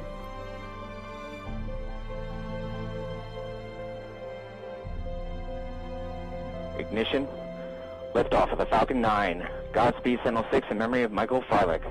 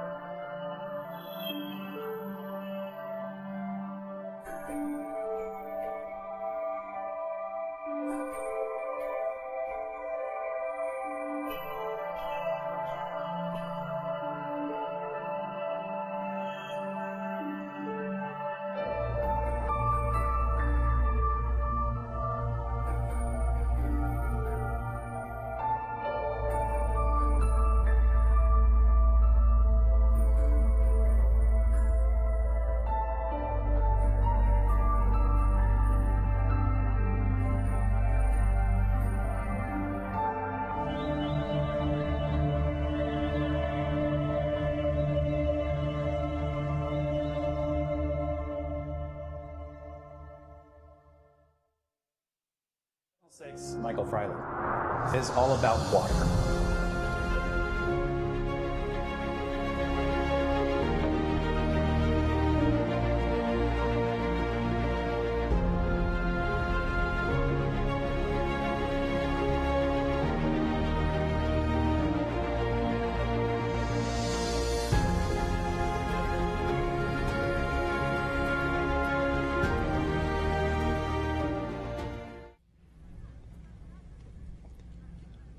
Welcome back to Vandenberg Air Force Base in Central California. My name is Daryl Nail. I'm joined with Marina Jurica from JPL. Thanks for joining us. We have an update for you, some good news. We managed to get an acquisition of signal from the Sentinel-6 Michael Freilich satellite, and as well as confirm the deployment of the solar array. That's right. So the solar arrays, the solar panels have now been deployed, and what's incredible is we got the signal of acquisition. In layman's terms, it basically just means that the satellite is healthy, it's in the right orbit that it's supposed to be in, and we are ready to rock and roll to get that science getting to us as soon as possible. And that's an exciting moment for us here at NASA, as well as ESA and our European partners. It all started at 9:17 in the morning Pacific time from right here at the Vandenberg Air Force Base, Launch Complex 4. SpaceX launched their Falcon 9 rocket from that launch complex around 12:17 p.m. Eastern time, and it was an incredibly beautiful launch. Rare conditions here for a launch. A lot of the folks around here say we had clear skies, beautiful as this rocket lifted the satellite off the launch pad, Marina. Oh, it was incredible. It was crystal clear, and usually we have fog all across this area, a really thick marine layer, but it was crystal clear blue skies, and then we saw the booster land back next to us. That was just unbelievable. We heard that sonic boom. It was so powerful. And in fact, it came down right in eye level, right back at the place where it launched off the pad. And so it was just fascinating and a wonderful thing to watch. But the mission then later continued, and you can see there the separation of the satellite from the second stage booster.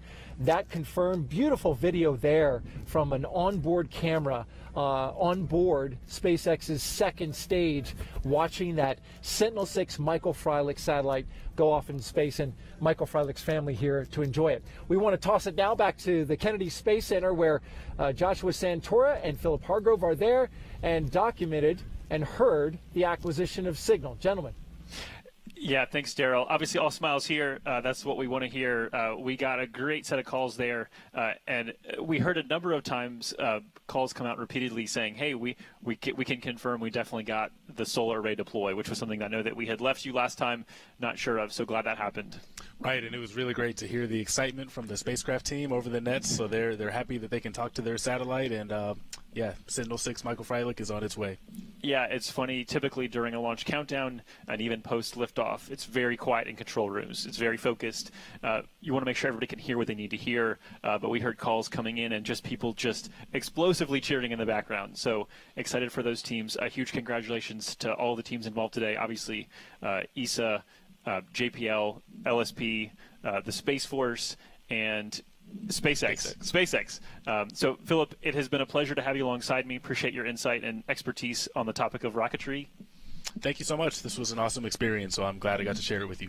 Fantastic. And from here at the Kennedy Space Center, doing commentary, there's a lot of missions between now and then, but we hope you'll be back in about 5 years when we get to see the sister of Sentinel-6 Michael Freilich fly, Sentinel-6 B, the twin sister that will fly in 5 years to continue that service of ocean observation. That's going to do it for us. Daryl, Marina, back to you. All right, Joshua and Philip, great job, guys. We appreciate it. And like you said, in 5 years, we'll have that second satellite. That really helps to that continuity of data. Right? That's right, the consistency and the continuity, adding that full 10-year block. And that's what makes it unusual to other Earth science missions, is that the satellite is already built and it's stored and it's ready to rock. And in 5 years, we'll get that one up, and it'll be 10 years, a full decade of this critical information, because we know sea level rise is happening. We know it's accelerating, and this is just going to give us another 10 years, which will be 40 years of consistency and continuity in this data. And what a place to watch all of this, right? We had beautiful weather.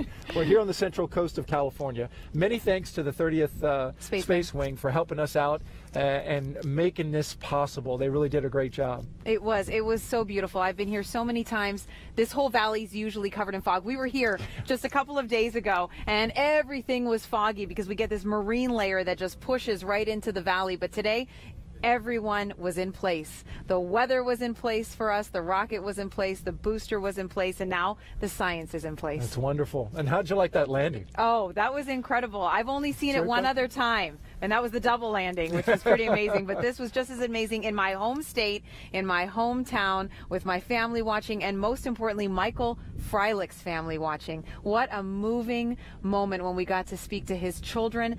He was an incredible, incredible advocate for Earth science missions, and especially for altimetry data and sea level rise, and it was so heartwarming to see them here. It was just wonderful. There's another star in the sky. Yes. It's got Michael Freilich's name on it. You've got it, Daryl. All right.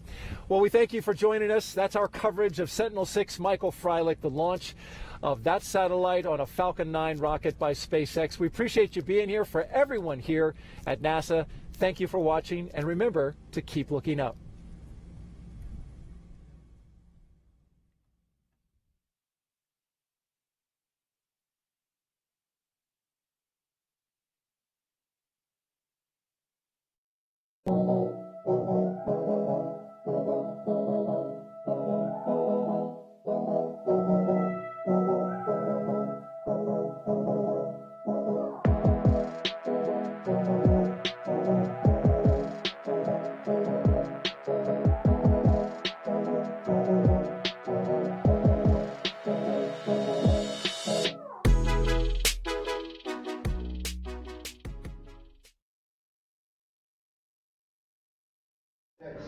Five, 4, 3, 2, 1.